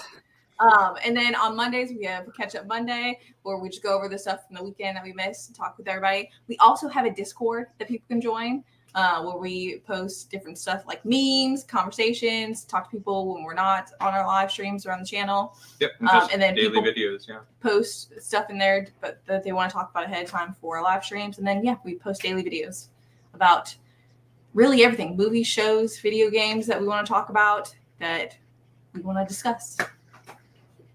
Yeah, shouts out to Hold My DualShock, man. They got great energy over there, great conversations, and be covering all these things dealing with entertainment. And just I couldn't stress it enough. Please go on and check them out over there. Subscribe. Yes. Subscribe to everybody on this panel. Please go over there, check their content out. Go see why people keep saying shout out to the cool table. You know what I'm saying? Like, go check out some of Zod's videos and go see why everybody keeps saying shout out to the cool table and laughing. Shout Go out check to out the some of that. cool table. Right? Go. You got it. Go check out Bad Dan's videos and see what he was talking about earlier with me with that whole Obi-Wan gave up nonsense. You know what I'm saying? Everybody up here does fire content, and please be sure to subscribe to all of them. As for myself, we got a lot of stuff coming up for you guys. Tomorrow, sometime after Fan Rant Thursday, after I get all that Acolyte nonsense out of my system, because I can already tell. You know what I'm saying? There will be a Zack Snyder hour tomorrow night. Catch me on. Actually, I'm probably gonna be doing a wrap up after this game ends on the Sky and Stino show tonight as well. We got Night Shift coming up on Friday, cartoons and cereal on Saturday. Just a whole lot of stuff planned for you guys, yo. And we're gonna be talking Twilight of the Gods, Rebel Moon, just all this goodness, man. So we're very happy to be having these conversations and to be bringing them forth to you people very soon. So Shouts out to all y'all. Shouts out to the panel. I know Austin gonna take us out with a new video, so I'm looking forward to seeing that. But yo, this has been great. Thank y'all for engaging on Superman Day and this whole panel. Thank y'all for being here once again. Everybody that was part of the live Anytime, crew. man. Absolutely. That will be part of the replay crew. Shouts out to all y'all. You dig? This is us, right? Yeah. Look around you. We built this. None of this exists without us. You know what I'm saying? That's right. Real talk. That's right. So, Shout out to the cool table. There you go. Yes. hey, I won't even try Go to the call table. Yes. Yes. That's All right, we're gonna sign this out. I want to say real quick, thank you everybody. And I have not seen a depiction of all the messaging. Our last founder shirts got me a little fired up because somebody had something to say, and then a lot of people had to pile on top of that. They want to talk about the messaging and all that. So I want to see if anyone has if you can see all the messaging that I put into these new shirts. Yeah, I want to see. Hey, tell me about the messaging. Let me see the messaging now. Hey Austin. Exactly. Hey Austin. Well, I said it earlier in the stream. Haters gonna hate, ballers gonna ball, rollers gonna roll. Facts. All right, everyone have a good night. We on out of here. Rolling with the homie. Hey!